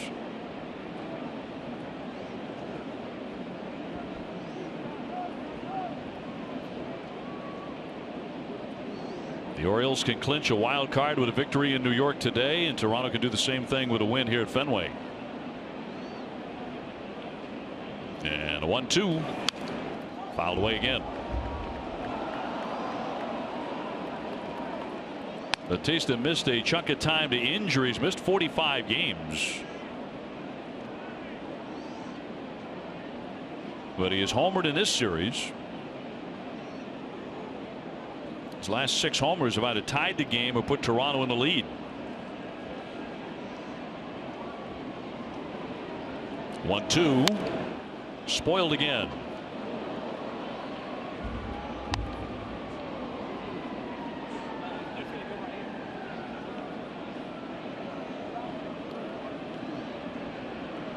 Toronto with 4 hits. The Sox don't have one yet against the Blue Jays.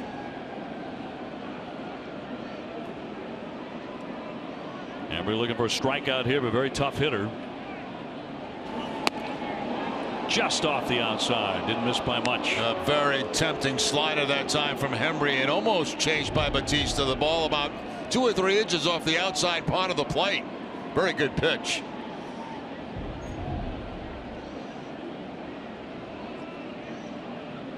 The hard throwing right-handers 2-2. A check swing. Little roller here to Hanley Ramirez.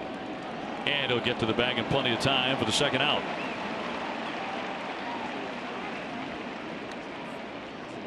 Joe Francasio, one of our robo operators. Ted LeBlanc right behind him. Are they in charge? I know Teddy. I know. Are they in charge of this camera that's up in the booth that's right in that grill? We'll find out in a second. Yeah, they are. Find out as soon as we are not seen. There it is. Yeah. And take it off if you don't mind. Enough's enough. Yeah. Thank you. I'm with you. Enough.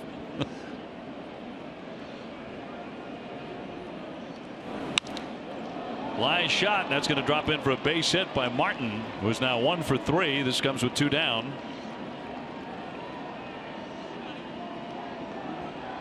So that's the 5th hit of the game, all by the Blue Jays, and Tulowitzki is next.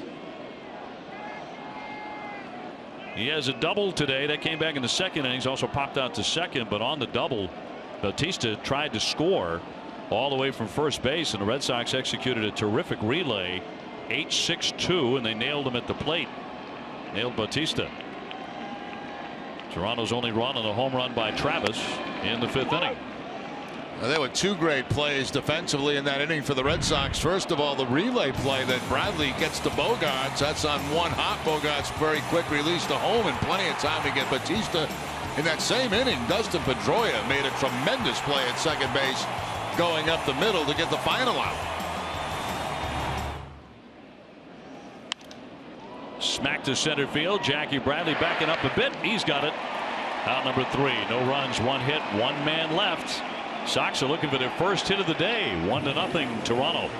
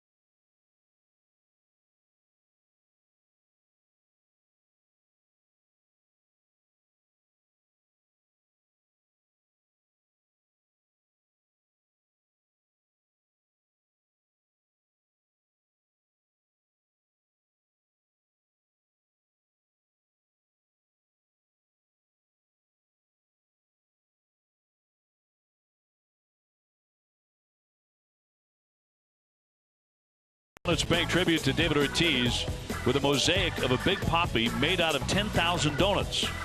That outlines the hometown favorite, one of his most memorable poses, and 34 cents for every donut used is being donated to the Greater Boston Food Bank. Some of our engineers as we look at Tim Jobin and Pat Calhoun. Thank you, gentlemen. Keeping that truck running. Part of our fantastic crew here at Nesson. Toronto with a 1-0 lead on a solo home run. Benintendi to lead things off against Sanchez. It's been sensational. Only 2 base runners, but no hits. Andrews 0 for 1. He's flying out to center.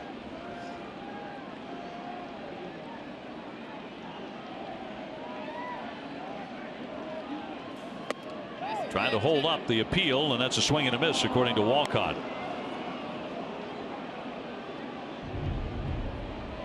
Take a look from the side. Yes, there was a swing. Dustin Pedroia on deck, and then Brock Holtz here in the 6th. Into the dirt.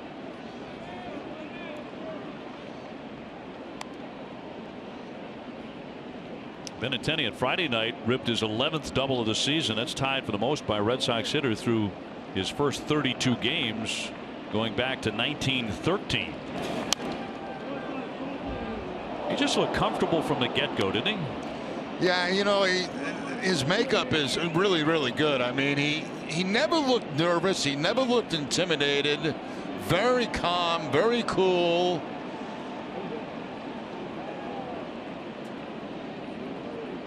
Showing he can play defense. He can run. A lot of tools.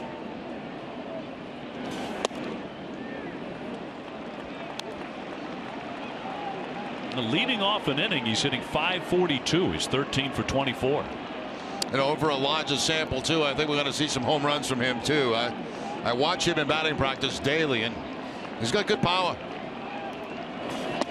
3-2, and he missed with it. So that's going to be ball 4, and the Red Sox have the leadoff man on for the first time today. He tried a 2-seam fastball that time. A lot of movement on it that actually took it away from the outside corner.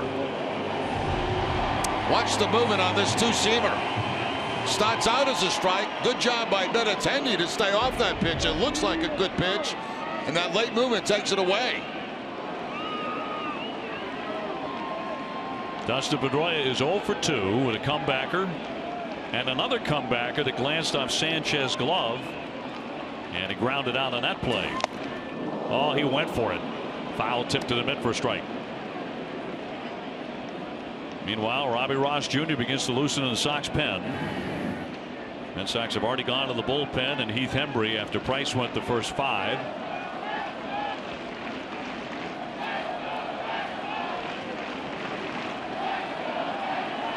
And the crowd springing to life to third base.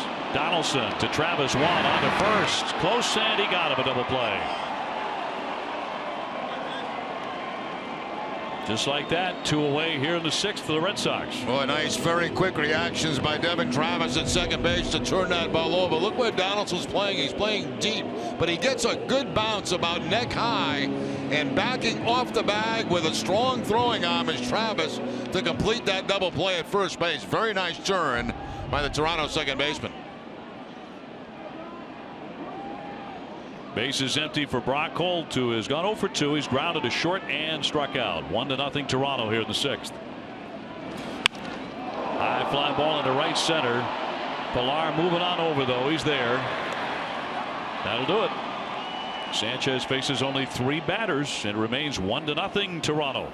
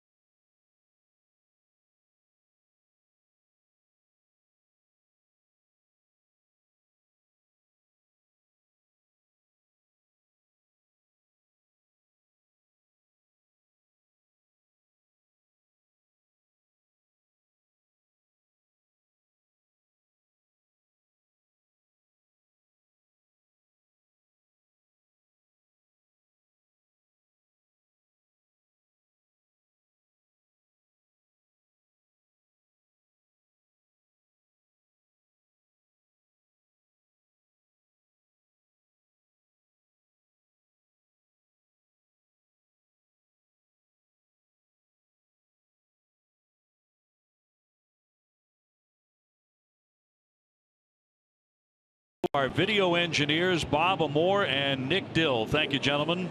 They make the cameras look good, unless they're trained on one member of the crew in particular. Not you. Well, that's it for Hembree. Here comes Robbie Ross Jr.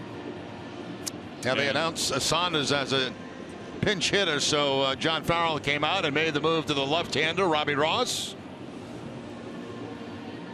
So we will take that break as well, trying to get the 7th inning underway. 1-0 Toronto. We'll have more in just a moment.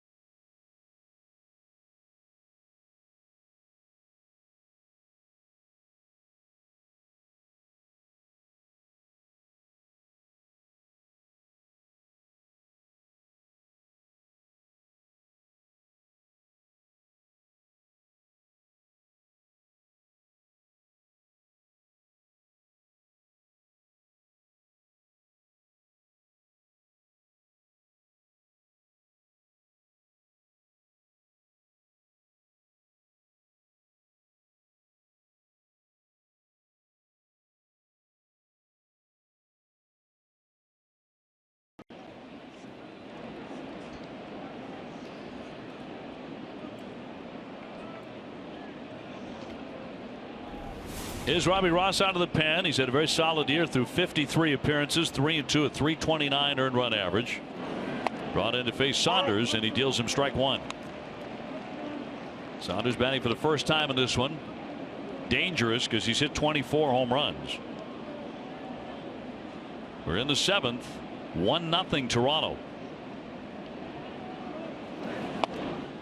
A strike. That's pretty nasty there from Robbie Ross, too. Right down in the bottom of the strike zone, away from Saunders. Now they'll put Brock Holt over in the shift on the right side with 2 strikes on him.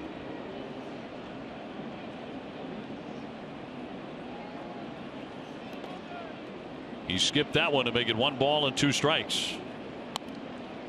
Barnes active in the bullpen.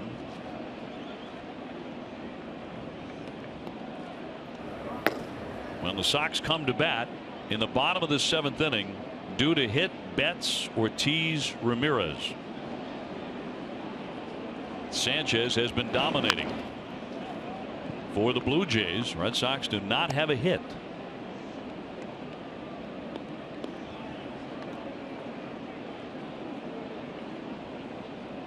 And the Cleveland Indians in the 8th inning of their game have just taken a 3-2 lead on Kansas City. 1-2. Just a little high at 94.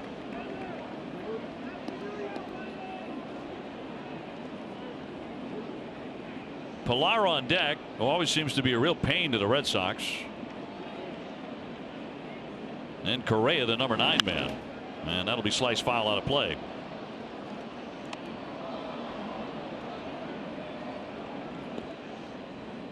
Coming into play on his final Sunday of the regular season, 5 teams were still alive for wild card spots in baseball.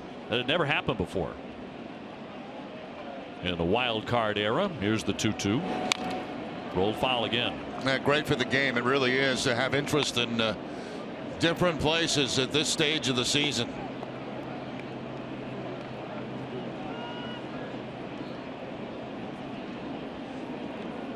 chance to get in the dance.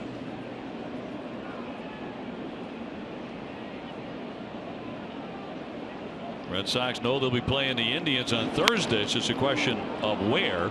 Backing up Pedroia from shallow right. They'll throw on to get Saunders.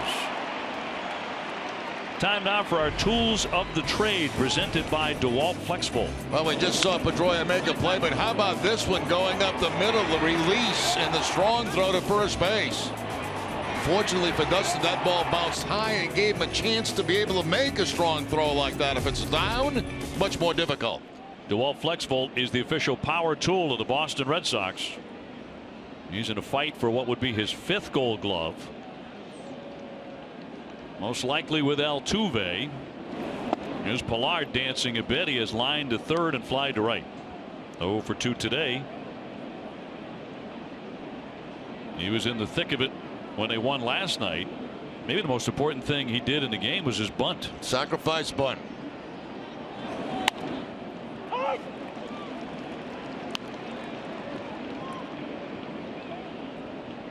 He scored the winning run without the benefit of a hit, mainly because of a good bunt. Here's the 1-1.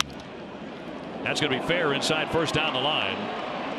Betts sprinting over, heading toward the pesky pole into second base. Pilar, he's at it again. He's got himself a double. For him, it's every game against the Red Sox. He does something. Time now for a game break, brought to you by Jordan's, the furniture store of the Boston Red Sox. Here's TC.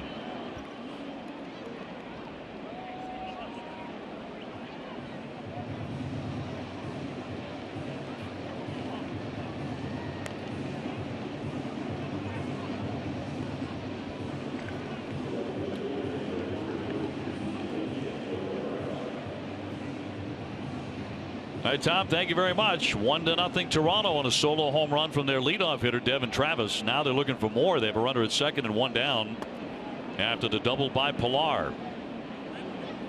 And Carrera always a threat to drop down a bunt. Taking ball 1. I think one thing they would prefer in this situation is him to swing away. You've got a man in scoring position already at second base. Very tight ball game. Now he is working against a lefty, which could induce a bunt, but I think they would prefer that he swing away. 2-0. All 6 hits in the game belong to Toronto.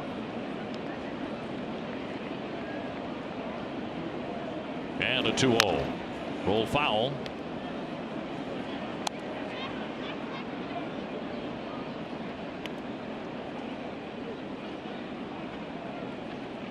When you look at the recent scores, you'd love to see the Red Sox pile up some runs, at least in 1 inning before the postseason begins, wouldn't you? It's not been happening much lately.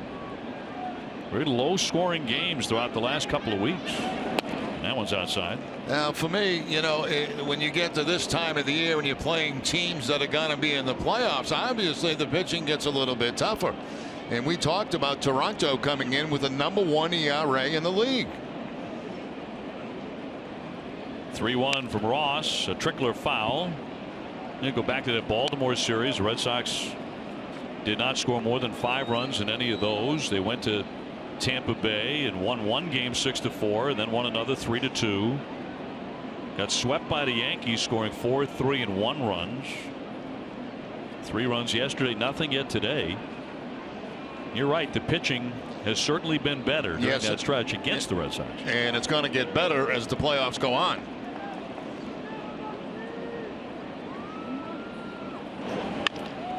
Comebacker. Took a look at second. He fires a strike on to first as Pilar retreats to second base, and there are 2 gone, and out pops John Farrell.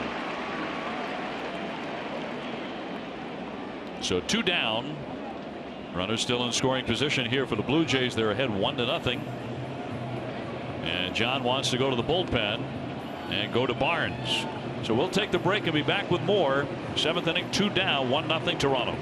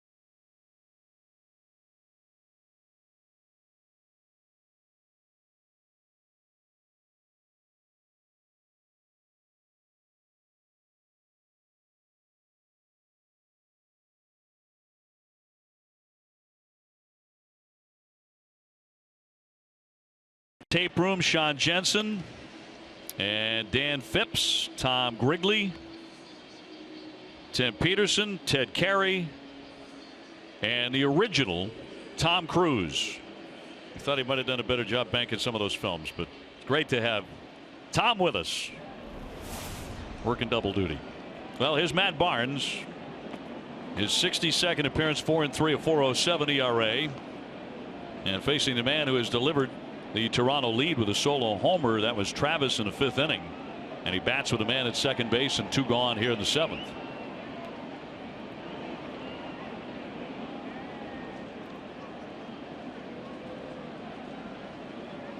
And again, Cleveland leading 3-2 8th inning against Kansas City. And if they win and the Red Sox lose, Cleveland will have home field advantage for the division series. So Sox will have to go to play the Indians on Thursday. 2 down and fouled away for a strike. Back to his home run swing. Now last time up he got a cut fastball that just kind of stayed out over the strike zone, as you can see right there, and Travis picks up his 11th home run of the season. And that has been it on the day.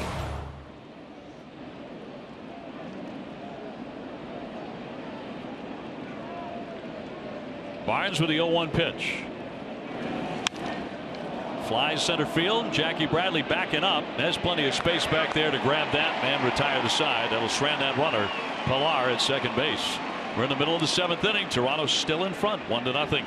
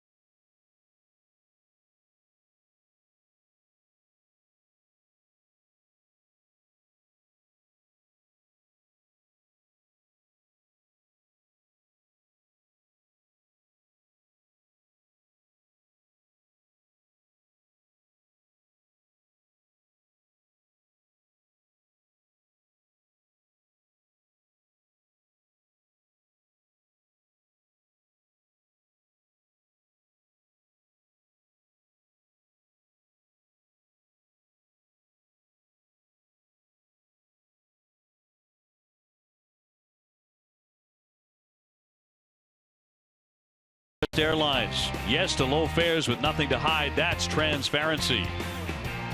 Still a 1-0 game. Toronto has out-hit the Red Sox 6-0 as we go to the last half of the 7th inning. Our production and graphics guys call this our backbench. Dwayne Detremont is with us as well as Kevin Cedergren right there in the middle, and Phil Pesci right in your grill. Crazy Joe and Bobby Titus. Thanks, guys. Terrific work as we continue to salute our crew and David Ortiz on a farewell day for Big Papi, at least for the regular season. Aaron Sanchez pitching line is brought to you by your Eastern Lexus dealers. Jerry, he has been absolutely superb. He really has, and it's been the combination of a fastball, a 2-seam fastball, and a curveball. He's no-hit the Red Sox through the first 6 innings. It's a heck of a ball game here this afternoon at Fenway Park. Red Sox would love to get something going here in the 7th. These Sunday Smiles are brought to you by Hair Cuttery, home of the Smile Back Guarantee. No small print, just big smiles. That's our favorite of the day right there. One of the many that the David Ortiz Foundation has helped over the years, and Manny here today, and the president of the Dominican Republic, President Medina. Pete Grenier in our audio area, one of the very, very best, our A1. A1 indeed. These folks are great at what they do. And we're very, very proud of them. Now Mookie Betts will lead things off here. Red Sox looking for that first hit against Sanchez. Mookie on the day with a fly to right and a fly to center.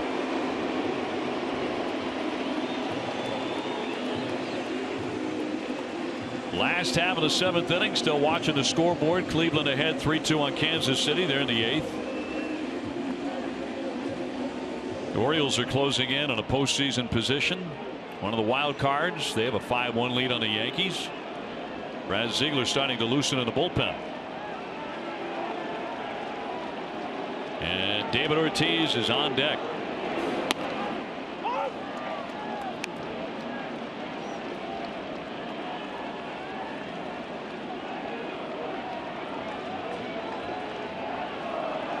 Sanchez 0-1 off the outside.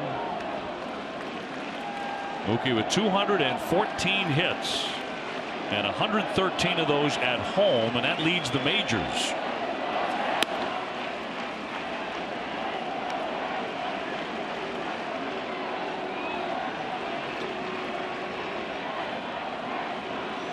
The fans already anticipating a Poppy moment late in the game.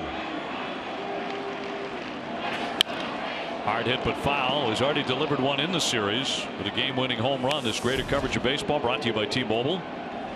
David Ortiz all-time Red Sox ranks, including number 2 in home runs at 483. Great to see Yaz as part of the pregame ceremonies today.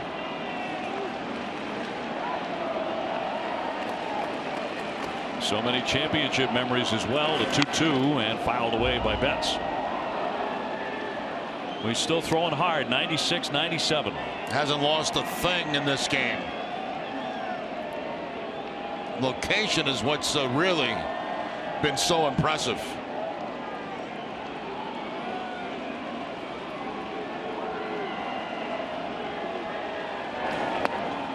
Left that one low. And a full count. The only base runners today for the Red Sox, 2 walks and a hit batsman.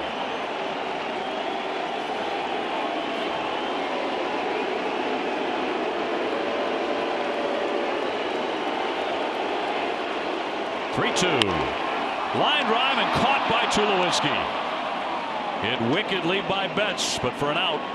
Yeah, bad location. You can't hit a ball harder than what Betts just hit that. But right at Tulowitzki.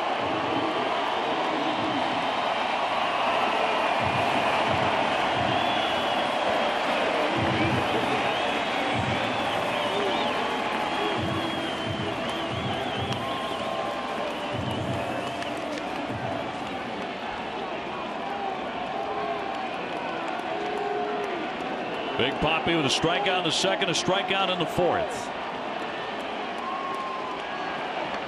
1-0 Toronto. Ground ball foul for strike 1.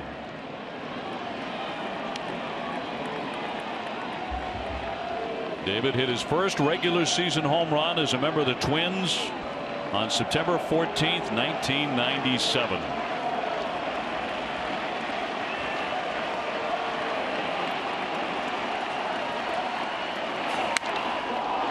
Fly ball left center. Pilar was deep, coming on into the alley. He runs it down. 2 down. That toward the end of the bat of Ortiz, and Pilar with that great speed able to track that ball down. Lingering for a moment to talk with his friend Encarnacion.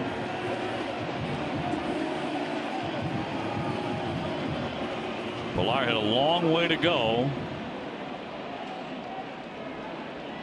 And he caught it just off Big Poppy's right elbow as David's pose is carved into the grass in center.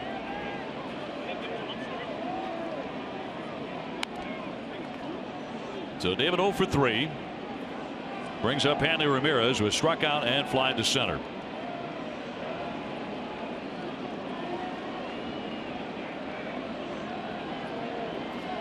Bases are empty for the Sox. They trail 1-0.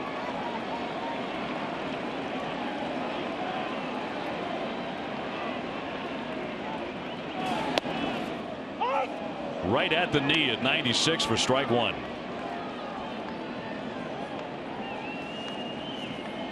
Sanchez looks like an ace. It's been said of him before. There's a high fly ball on the left field line, a towering drive off into the corner, and it is gone. Going to call it a home run. That ball is out of here. Gibbons is already out to argue as Hanley starts to round the bases.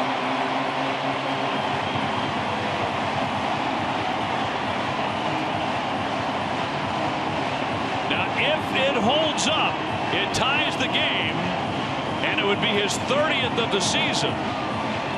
But they're going to look at it. This play is under review. The home run by Hanley. We shall see. Yeah, so tough to tell going down. It was so high and so much above that foul pole. It was so hard to tell if it was fair or foul.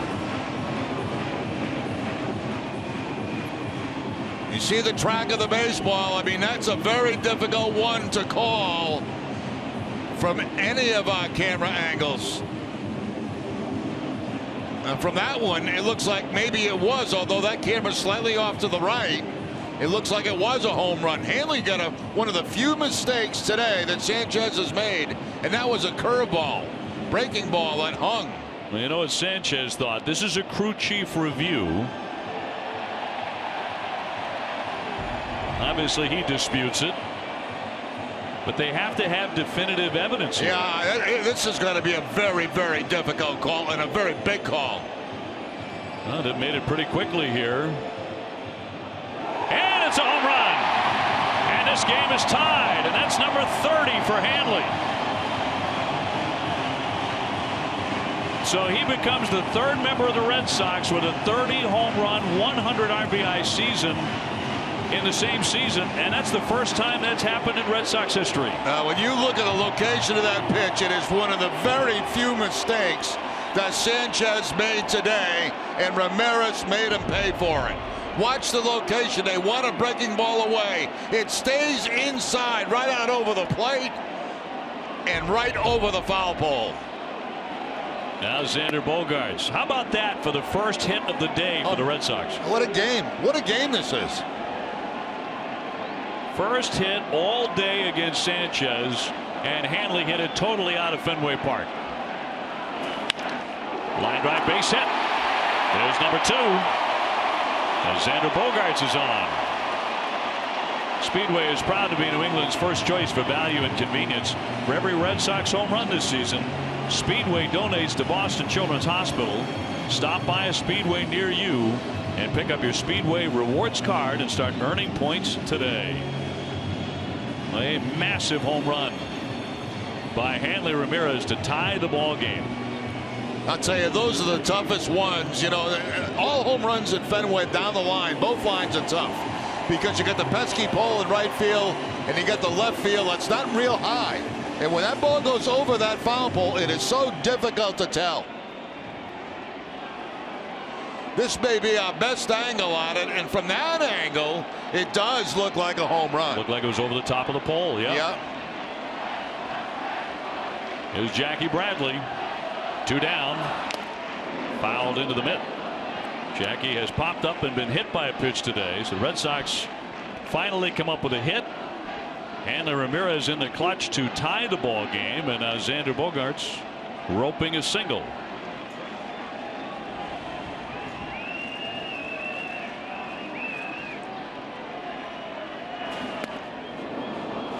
Oh, 2. Now right back to 2 straight fastballs that time at 95. So he still has the good velocity, 95, 96. Throwing him by Jackie Bradley Jr. Brett Cecil loosening the left-hander in the Toronto bullpen. Hanley now 10 home runs in his last 22 games. But he gets to 30 with a big fly. 1-2.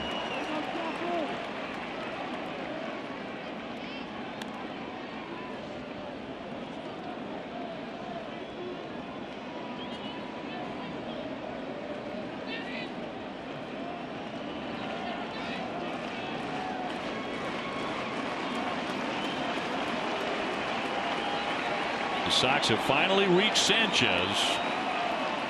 1-2, runner goes, and a high pop into right. Travis out. Correa coming on, and the right fielder will grab it to retire the side. But with 2 down, Hanley Ramirez crushing one. The umpire's ruling it was over the top of the pole, and we are tied 1-1 at the end of 7.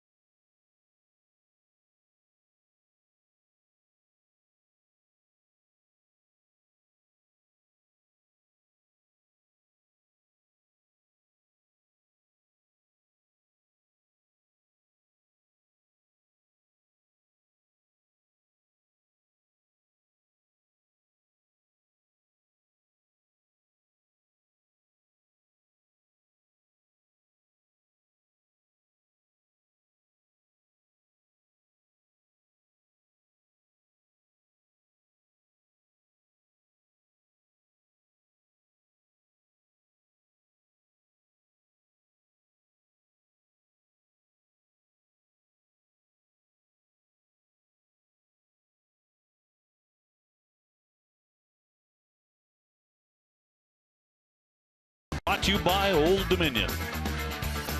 Pre-game ceremonies, some Red Sox greats, immortals, carrying trophies too. Johnny Gomes, who joined us in the booth for a very entertaining half inning. Manny made it. I think everybody made it. Old Dominion helping the world keep promises. On to the 8th, new game, tied 1-1 thanks to Hanley. And here's Donaldson taking one down low. And again, history made moments ago here as Ziegler comes on to pitch.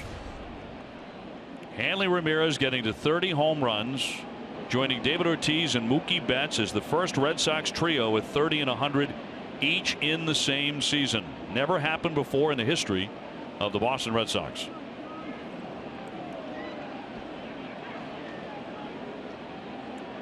And the ground ball specialist with a 1-0. Donaldson has walked, line to left, and flied to left, so he's 0 for 2. Yeah, trying to keep these guys in the ballpark. That's why they call the Ziegler the single ball pitcher.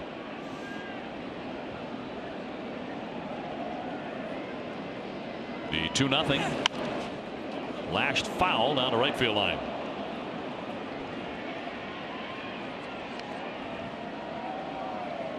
David Price went the first 5. He gave up a run, 4 hits. He'll have no decision. Came out after 5. Obviously, John Farrell wants to limit his innings leading up to postseason play. Red Sox finally getting, at least for a run, Sanchez, who had been brilliant. The 2-1.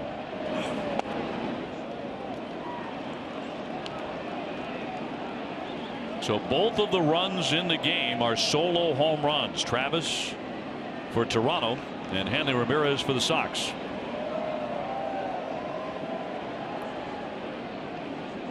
The 3-1 Line toward the gap. That's going to get into the alley and all the way to the wall. And Carmen's back to Jackie Bradley. That's a long single for Donaldson. Red Sox get it in a hurry. I thought for sure that was going to be a double, but Jackie Bradley Jr. gets over there very quickly to get that ball back in and hold Donaldson to one base. That ball left the bat. I thought it was a cinch double. But Bradley tracking it down. It bounces off the caroms off the wall. He plays it perfectly, and from that point on, and Donaldson has to put on the brakes. Sending up Encarnacion. He's already hit into a double play today. 5-4-3. He's also walked and grounded to third. And look at ball one. Indians leading the Royals 3-2 ninth inning. Cecil's still up in their bullpen. He's been throwing a lot out there.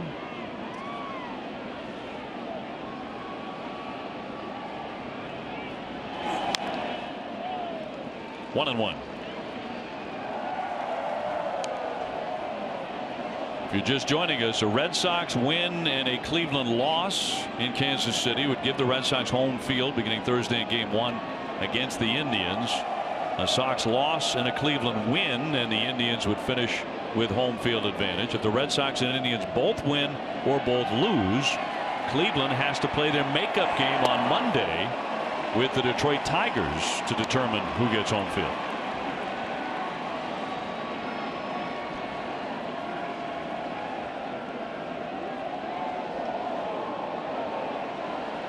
Bautista on deck.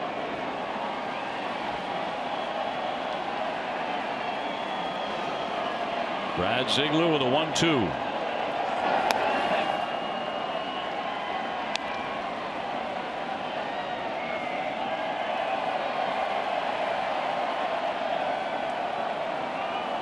The crowds have really been wonderful throughout the weekend, haven't they? I mean, you've had a lot of Toronto fans here with a lot on the line, and they've shown up in big, enthusiastic numbers. Red Sox fans have been, of course, celebrating David Ortiz, but also in great numbers to see the Red Sox into postseason play and hopefully home field advantage from the Red Sox side.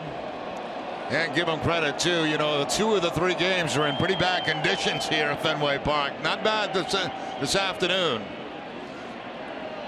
Pretty miserable those first couple of nights. 3-2. And he walked him. Donaldson down to second, and Encarnacion to first, and a dangerous guy coming up in Bautista. Here's where Ziegler really needs a ground ball badly to get a double play.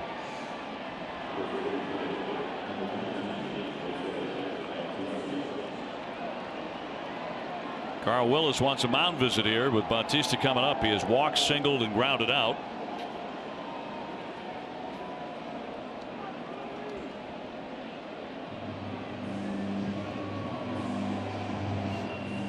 Jesse Gregg is our technical director as we continue to salute our outstanding crew here covering the Red Sox at Fenway Park.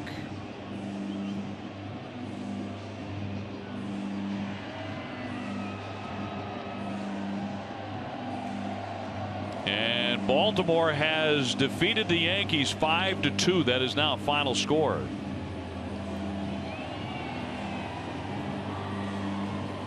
So the Orioles have clinched a postseason spot.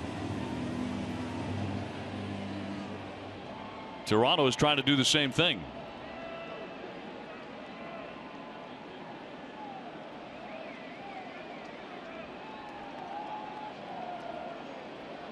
First and second, nobody out. Ground ball to third. Fair ball, taps third for the out. On the first for the double play. Just fair, and Brock Holt turns 2. Yeah, you could see Holt using the fancy footwork there to time that ball perfectly so he could step on third and go to first. So that's what Ziegler needed. He needed the ground ball, and he needed a double play, and he was able to get it. Not even a look to second base. He knew he had no chance there, so he gets the double play for sure. Now the man in scoring position with 2 outs. That's Encarnacion. Here's Martin. He has struck out, fly to center, and single. He's been a clutch guy throughout his career, even though his batting average this year is way down at 229. Good contact man, but 0 for 9 against Ziegler with 6 strikeouts. So Brad has had his number.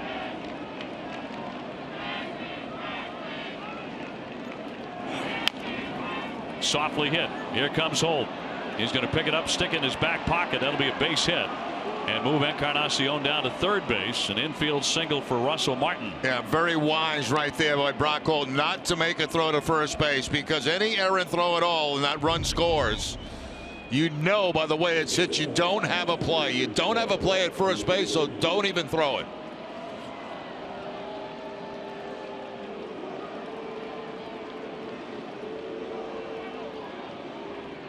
Just a little tap down the third base line. You see so many third basemen come in and try to make that play with there's no chance at all, and nothing good can come of it.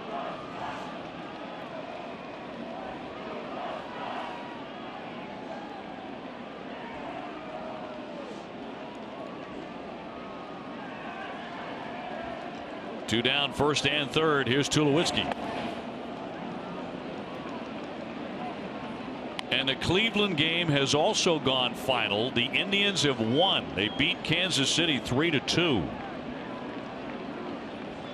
And that means that the Red Sox have to win this game and force that make-up game between the Indians and the Tigers if they're going to have home field advantage, or a shot at home field now. That's down and in. So they got to sit around the clubhouse, right, and just wait and see what happens. That would be on Monday, yeah, if the Red Sox win the game. Now Pomeranz is loosening in the bullpen.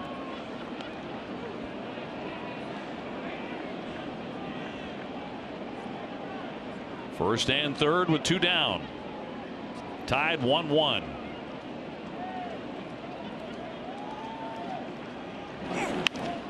And a line drive over the head of the leaping Pedroia. That'll chase in Encarnacion. Into third is Martin. The throw comes into second base, and Toronto has the lead 2-1. Tulowitzki delivers.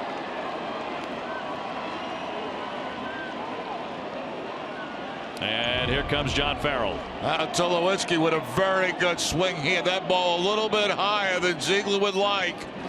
He likes to have that ball down around the shins. That ball comes up a little bit, but a very nice swing by Tulowitzki right there. Inside out swing to pick up the base hit and drive in a run. So that puts Toronto in the lead here in the 8th inning, 2-1. And that'll bring the left-hander Pomeranz into the ball game. We'll take the break as well. First and third here for Toronto, and they're up by 1.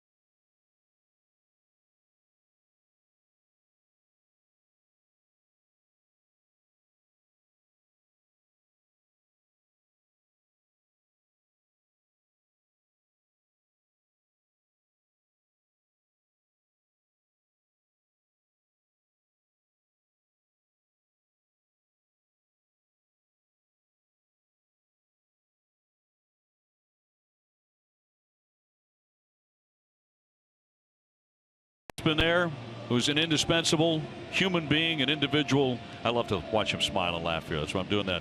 He's the best. And there's Jeff Mitchell, our fearless leader. Blue Dog. The Blue Dog, as we like to call him. And the great Mike Narachi. spectacular directing talent. And John Martin, who has been shooting all these pictures. Thank you, John. And that is our crew. Thanks so much for allowing us to do that, as Drew Pomerantz will come on out of the bullpen for the first time this season. Now this is interesting because Pomerantz, you know, if he in postseason, if he's healthy, would go to the bullpen, I'm sure, for the Red Sox.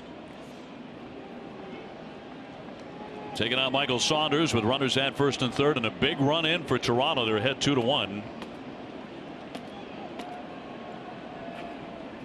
So the Red Sox have to win, as it turns out,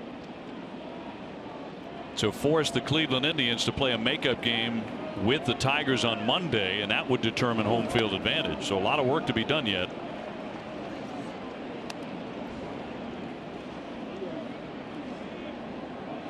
Saunders came on to hit for Upton in the 7th inning, and he grounded out to second. There are 2 down, and here comes the 1-0. Fouled off the catcher.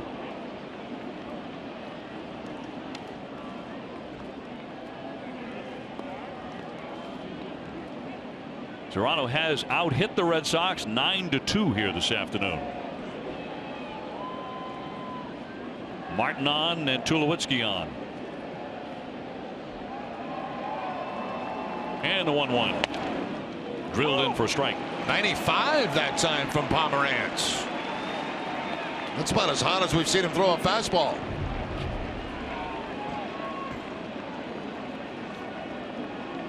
He's been battling a forearm issue. Didn't seem to affect him there.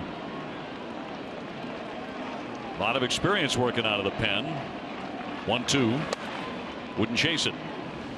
See if he drops his curveball this time on Saunders. Of course, that's his best pitch, the curveball.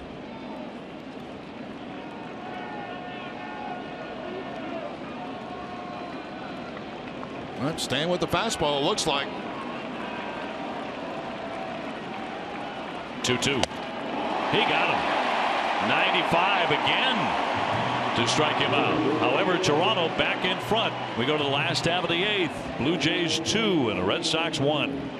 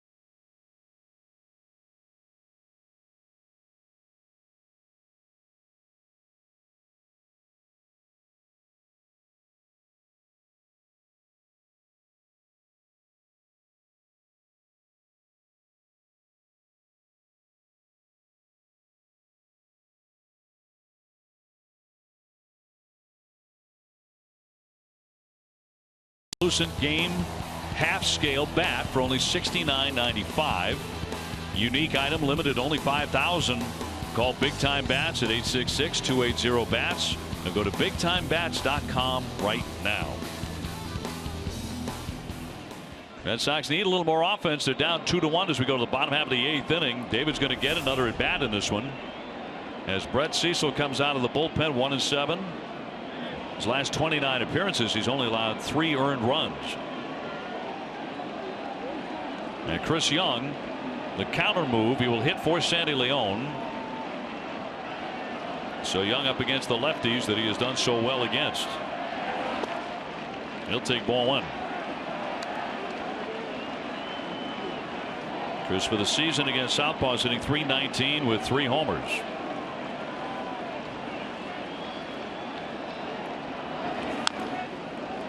One ball and 1 strike. Back-to-back curveballs to start out Chris Young from Cecil. Cecil's the guy that Ortiz hit the home run against in game 1 of this series. Liriano Biagini, lefty and righty to work in their bullpen. Here's the 1-1.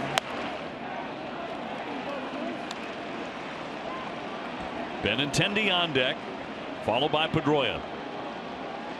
Getting late here at Fenway on the last day of the regular season. Through there for a strike. That's certainly something Young didn't expect there. The breaking ball on the 2-1 count. Fastball count, doesn't get it. And actually a pretty good curveball to hit. 2-2 home. Softly hit, but he's going to drop it down into right field for a base hit. So a nice start for the Sox here in the 8th inning. Young off the bench for a single. Yeah, he gets the breaking ball again and just fights it off, muscles it to the opposite field for the base hit.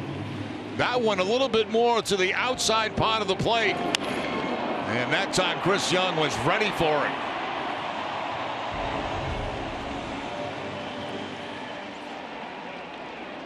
Well, they're playing in at third base as Donaldson expecting the bunt.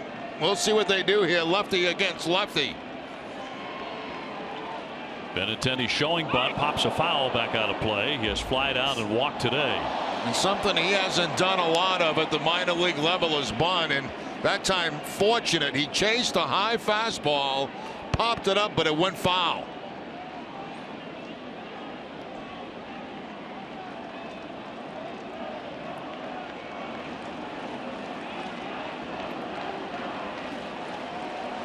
And the lefty throws to first base and scooting back in Young.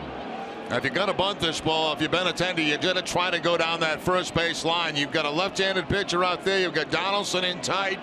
The first baseman has to hold on the runner, so he's the guy that can't really charge immediately. The 0-1 bunting again, looped up and dropping foul. Let's just say that Benintendi does not have good bunting skills right now. It's something he hasn't done very much at the minor league level. Once again, you can see the angle of the bat, how flat it is. The barrel of the bat has to be on top of the baseball. And look how flat that barrel is. He's underneath the ball. That's why he's popping it up.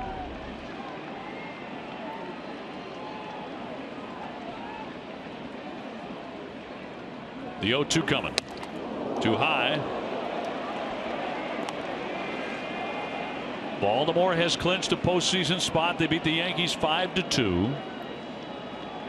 Cleveland a winner over Kansas City 3-2. Pressure on the Red Sox to win today. They're down 2-1. There goes the runner. Big jump for Young. And that is in there for strike 3 as Young stole second. Wow. Benintendi frozen. What a jump Young had at first base. My goodness. He's lucky they didn't pick him off. Here's the pitch, a breaking ball down to the bottom, a tough pitch. Look at the jump at first base. I mean, one throw to first there, and you get the runner picked off. Cecil never even looked at him. Never. Well, Gibbons is out to make another change. He wants to bring on Biagini to take on Pedroia for the righty-righty matchup. We'll take the break as well. Toronto leading it 2-1, 8th inning.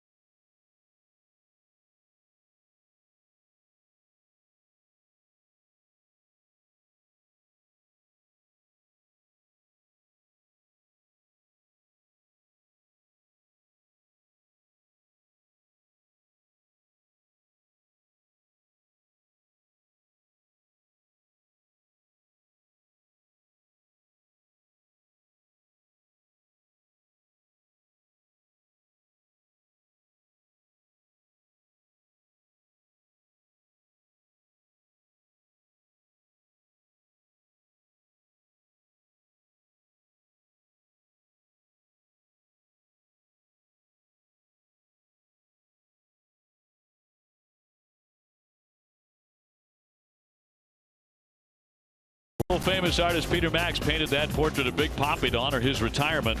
Only 1,000 graphic posters have been made, hand signed by the artist and by Big Papi. You can order yours today at RedSoxFoundation.org/Ortiz, and all net proceeds are going to the David Ortiz Children's Fund. They're hoping to raise about $1 million. So with your help and Jerry Remy's, we can get that done. I'm going to just do this the whole offseason. You do it so well. And I hope it works because it all goes to a great cause. Biagini, his 60th appearance. They use him a ton. 4-3, 3.09 ERA. The Red Sox have the tying run at second base with one down. And Chris Young, and Pedroia the batter. He's gone 0 for 3 today. And we'll take a strike. Red Sox were down 1-0 after the home run by Travis in the 5th inning until Hanley Ramirez hit one down the line. Hit it a mile. It was disputed initially by Toronto. And they did have a crew chief review on it, but the home run held up and tied the game at 1. But Toronto's now in front 2-1 on a base hit by Tulowitzki. And Pedroia now 0-2.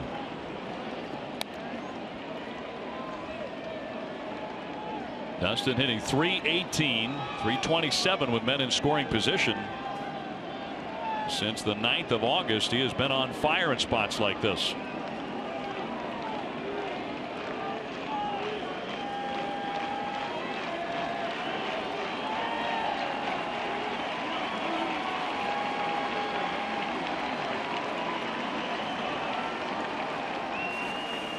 .02.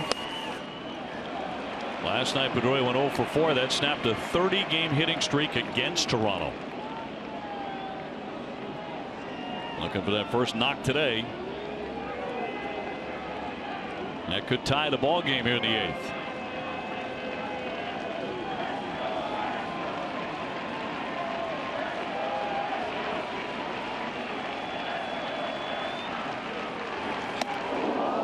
Two. With chin music that time with the fastball from Biagini. Dustin now leaning over the plate and up and in.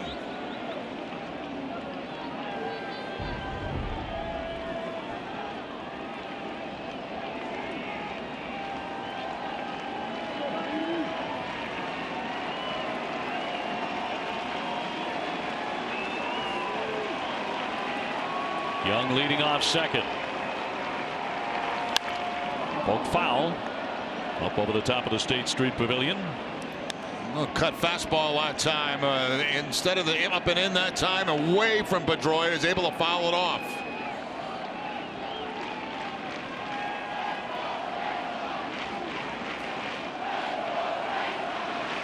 Brock Holt on deck.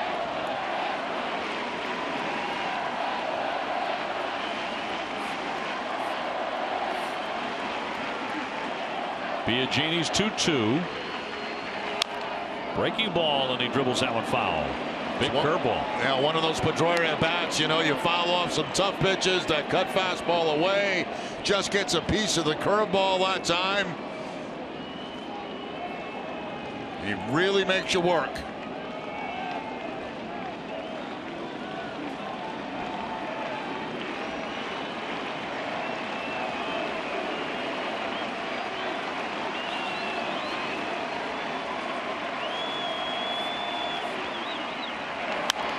Two pop foul back out of play. So the Detroit Tigers have lost. They lost to Atlanta, and that means that Toronto, as of this moment, has also clinched a wild card spot. That game is actually final, so we're a little ahead of the scoreboard. Final score was 1-0 in that game. So the Blue Jays are in. So the remaining drama here as we move into evening at Fenway Park is around the Red Sox and whether or not the Sox can force the makeup game on Monday between Cleveland and Detroit to determine home field advantage in round 1. That's a bullet down the line, hooked to the corner, but foul up into the seats.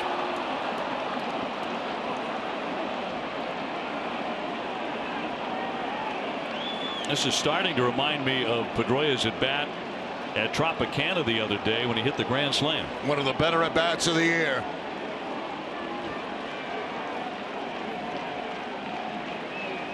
During the Red Sox 11-game winning streak that sent them to a very comfortable place in the standings.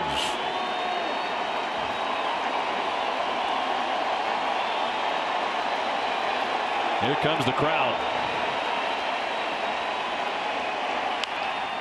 Ground ball toward third, fair, back in it on top of the bank. The throw, and in time to get him. Outstanding play by Donaldson, with Young holding at second base. Yeah, what a tremendous play that was by Donaldson. And that ball hugging the line, and he's able to backhand it and in foul territory make a throw to first base and get Pedroia. There's the backhand going away from the first base bag. It has the arm strength to get it there and get the out. Also dealing with the third base bag, not stepping on it. Beautiful play by Donaldson. Boy, for a converted catcher, he can really play third base. Can really play anyway. Brock Holt now trying to pick up this run from second base, but they're 2 down. Brock today 0 for 3. 2-1 Toronto in the 8th.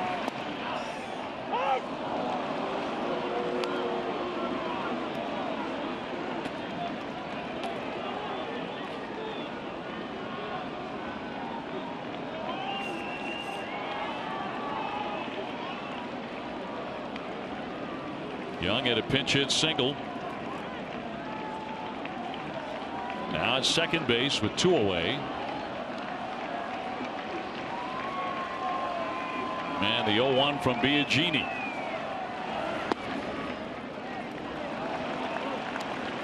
First changeup that he's featured so far since being in a game, and he saves it for the left-hander Holt.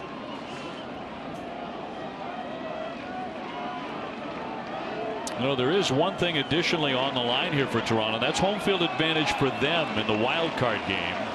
They have to win to get that. Fouled back. A lot of eyeballs on this game right now.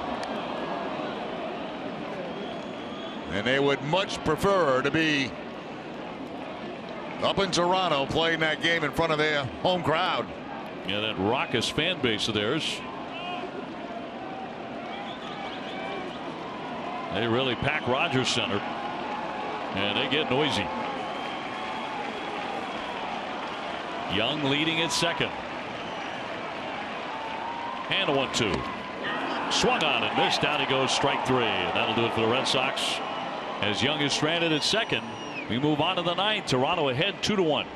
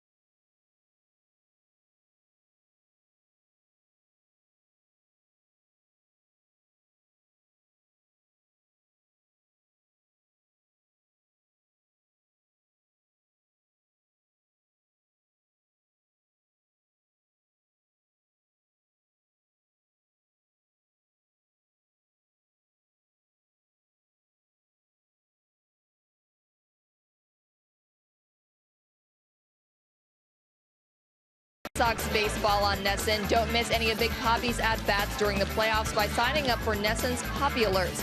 Free text alerts that we'll send you before every at-bat, plus reminders about when you can see encore presentations of NESN's 2 David Ortiz specials. Just text POPPY to 536-536. All this made possible by buyatoyota.com, Toyota's website for deals. Message and data rates may apply. OB?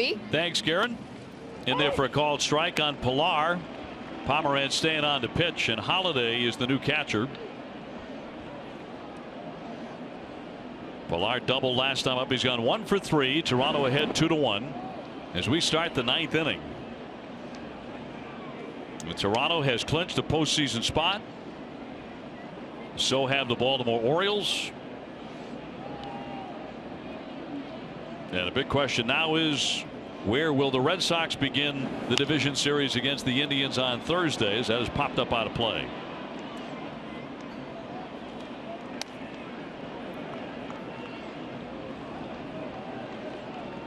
Well, it's a couple of bad losses at the end of the season for the Detroit Tigers. They lost today 1-0, and they lost their last 2 to Atlanta.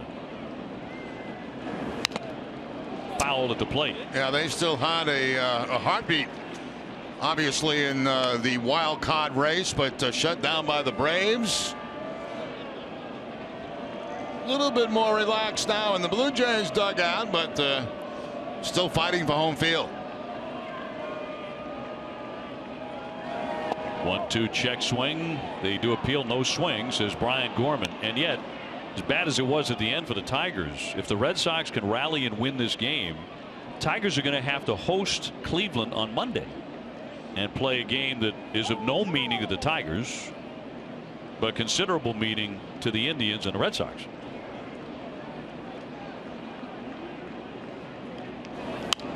Two foul back.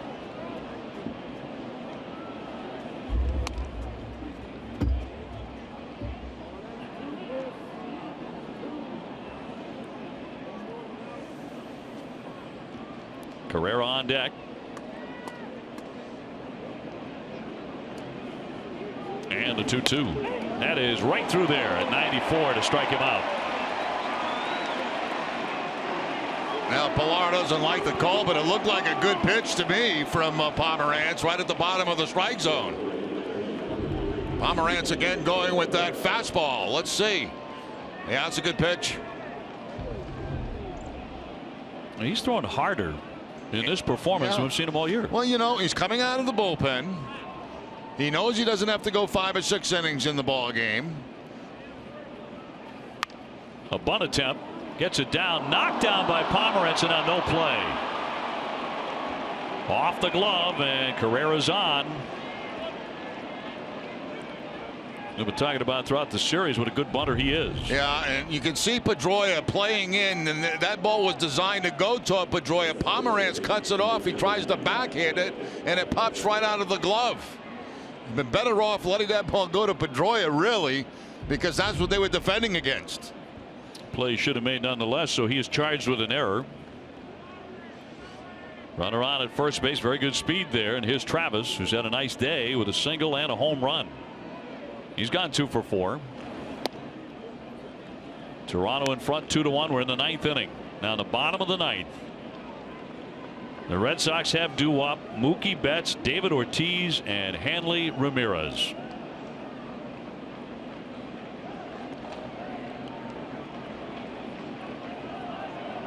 And a 1-0 from the lefty. To right. Betts moving in. 2 down. Donaldson will be next. The Indians beating Kansas City 3-2. Baltimore knocked off the Yankees 5-2. And visiting clubhouse at Yankee Stadium is getting a workout as far as the champagne, because that's where Baltimore is celebrating right now, clinching a postseason spot, just as the Red Sox did the other day. Donaldson is 1 for 3 with a single and a walk.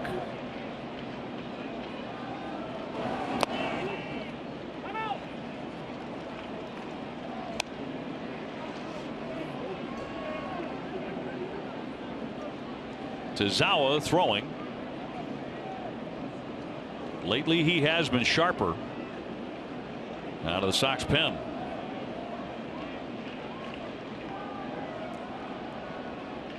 And Pomeranz with a throw to first base. 7 steals for Carrera on the season. Caught 3 times.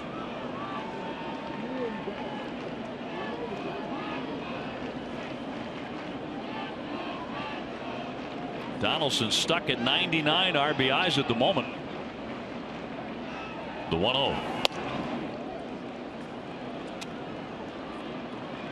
Pomeranz is the 5th reliever used by John Farrell today. David Price went the first 5 innings. No decision for David. Gave up 1 run, 4 hits. John Farrell trying to preserve him for the postseason, so took him out after 5.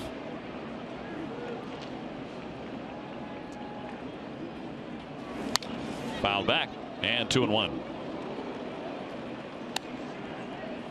Red Sox only have 3 hits today, but one of those a home run, a mammoth home run in the 7th inning by Hanley Ramirez. Number 30 for Hanley to give the Red Sox 3 men with 30 homers and 100 RBIs in the same season for the first time in Red Sox history.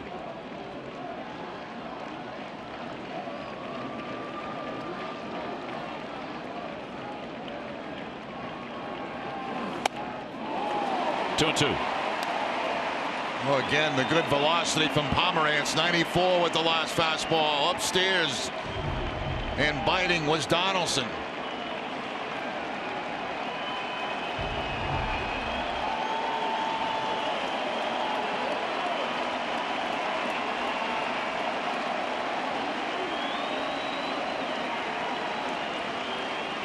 Two to Donaldson.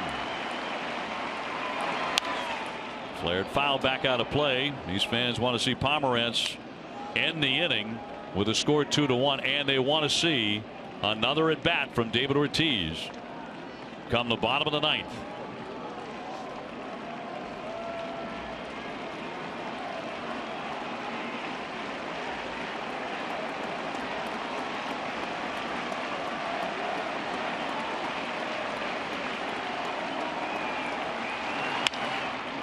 Drill to center.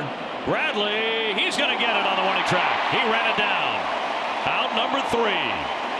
It's a 2-1 game, and the Red Sox have to up Betts, Ortiz, and Ramirez.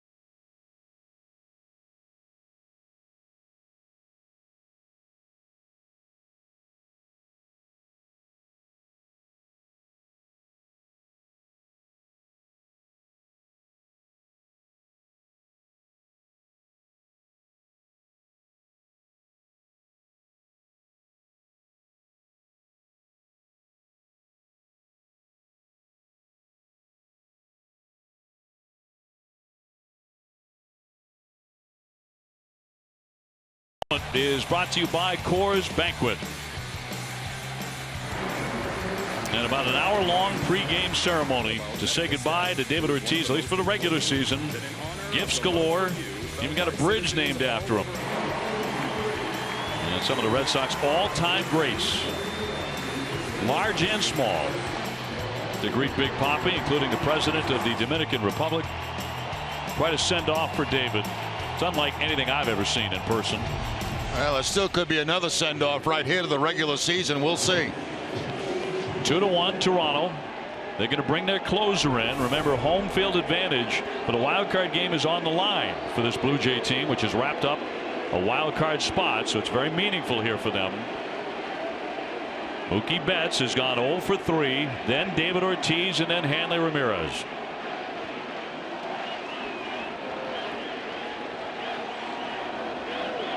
And a hard-throwing right-hander's first one, and there's going to be ball 1.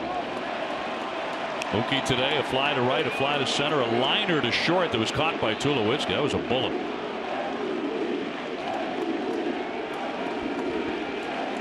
Fans are chanting MVP for Mookie.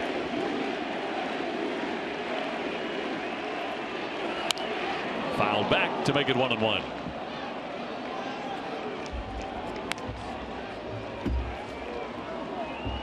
.31 homers, 113 RBIs for Mookie Betts, hitting .319, 359 bases.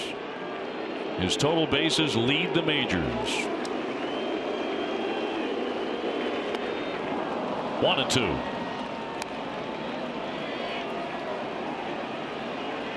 And everybody waiting on number 34.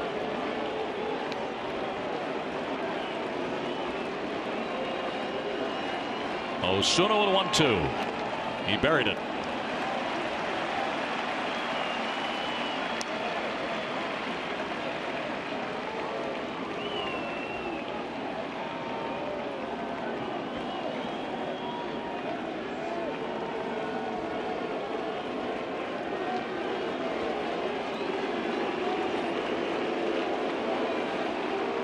Two to Mookie. To the shortstop, Tulowitzki. One hands it, fires to get him. One down in the ninth. And David Ortiz approaching the plate.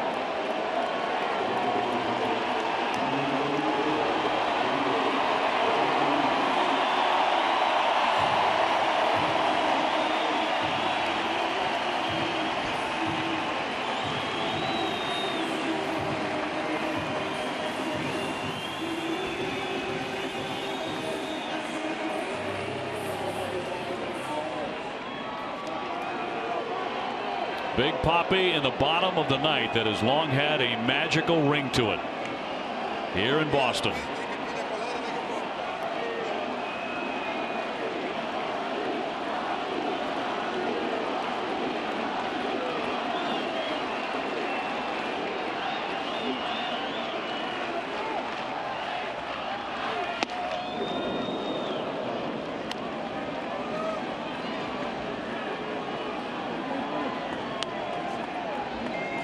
Done a good job so far today keeping the ball away from David Ortiz.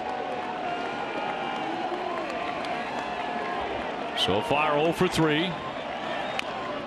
And now it's 0-2. Another fastball away. Outfield very deep, trying to prevent the extra base hit.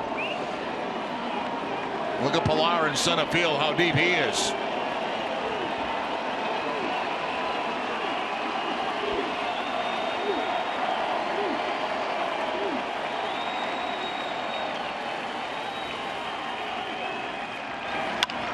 Little dribbler. Martin. He's got it and throws him out. And there are 2 down in the Red Sox ninth.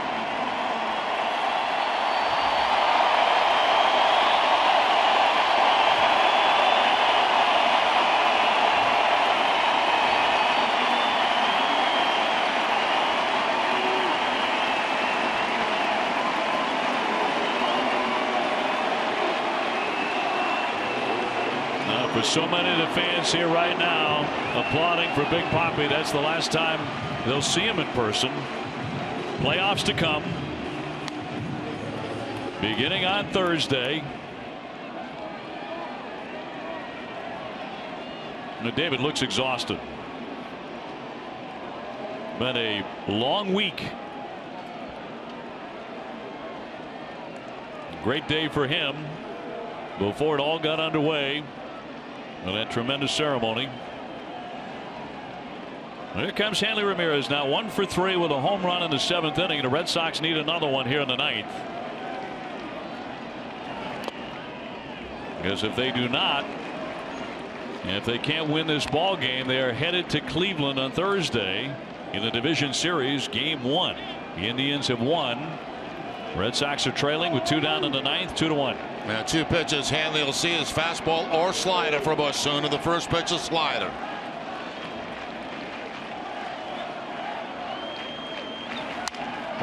Knocked foul back out of play to even up the count. Back to his home run in the 7th inning. This was not a break. This was not a slider. It was a curveball that he hit for a home run off Sanchez. It just stayed inside. One of the very few mistakes Sanchez made today. He was convinced it was foul, but the umpires didn't take very long when it went to review. Only took about a half a minute to uphold the call as a home run. 1-1 pitch. Tried to hold up, but he went, according to home plate ump Guccione, and it counts 1-2. Yeah, Guccione calling that on himself. Didn't even ask for help from the first base umpire. Take a look from the side, and Hanley go. Woo. I think that's one he'd ask for help for him.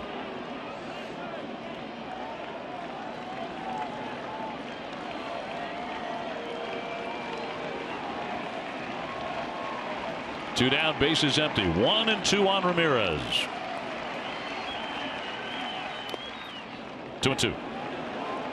Bogarts would hit next if Hanley can keep it going.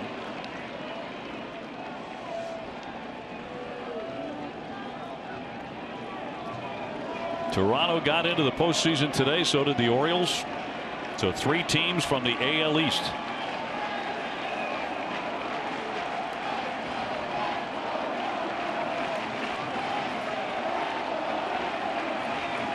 Two. Left that one downstairs to fill up the count. 3-2 on Hanley. Once again, that outfield very, very deep for the Toronto Blue Jays, playing a no doubles defense. Donaldson on the line at third.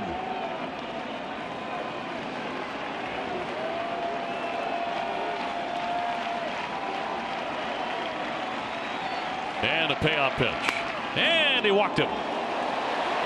The Red Sox still have a pulse here. And the Ramirez taking ball 4, and Xander Bogaerts will come on up to swing.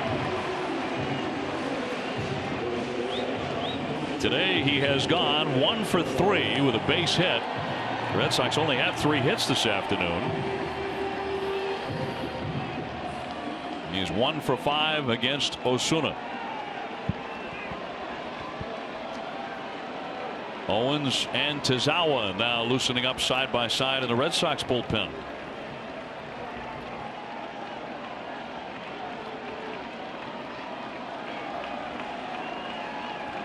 Bottom of the 9th inning. Red Sox are trailing 2-1 to Toronto. Up and away for a ball. So everything has been away from Osuna. If he's going to get beat, he's going to have to get beat to the opposite field. That's what he's thinking.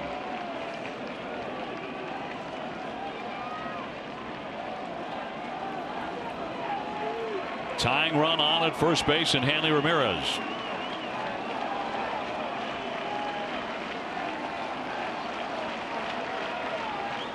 The 1-0 away again. Another break, another slider away. So the fastball away, the slider away. Last pitch off the outside part of the plate.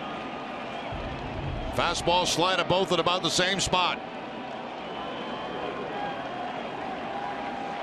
Jackie Bradley on deck. Xander looking for something to pull here. 2-0. That's a strike. Yeah, even on the 2-0 count, you can see him wearing out the outside part of the plate. That time catching the corner with the fastball.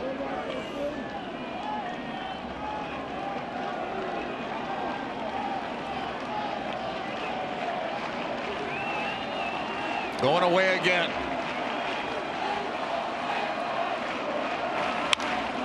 Line shot, center field, base hit. Down for a single. Ramirez to second base. And the Red Sox are not done. 2 on and 2 out.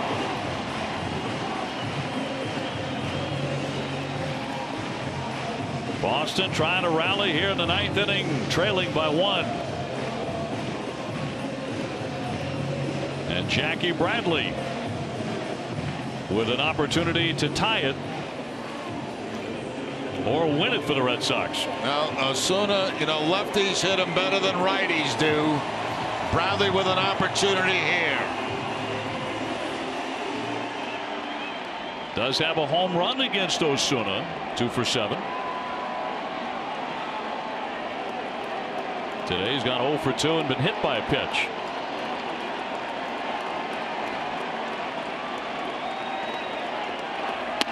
First one's in there for strike 1 at 96.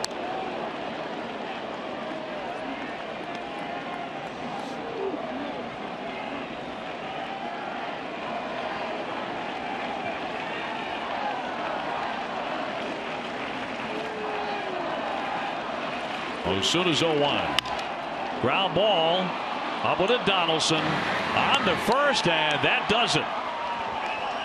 Toronto on their way to postseason play, and the Red Sox are on their way to Cleveland for the division series in game number 1 on Thursday, because the Blue Jays have won it and Cleveland won their game against Kansas City. And we'll have the complete post-game wrap-up in just a couple of moments. 2-1 the final score here as the Red Sox fall to Toronto. Blue Jays had already clinched a little earlier when Detroit lost their game against Atlanta. But the Orioles also won, so the Red Sox are on their way to face the Cleveland Indians on Thursday. TC?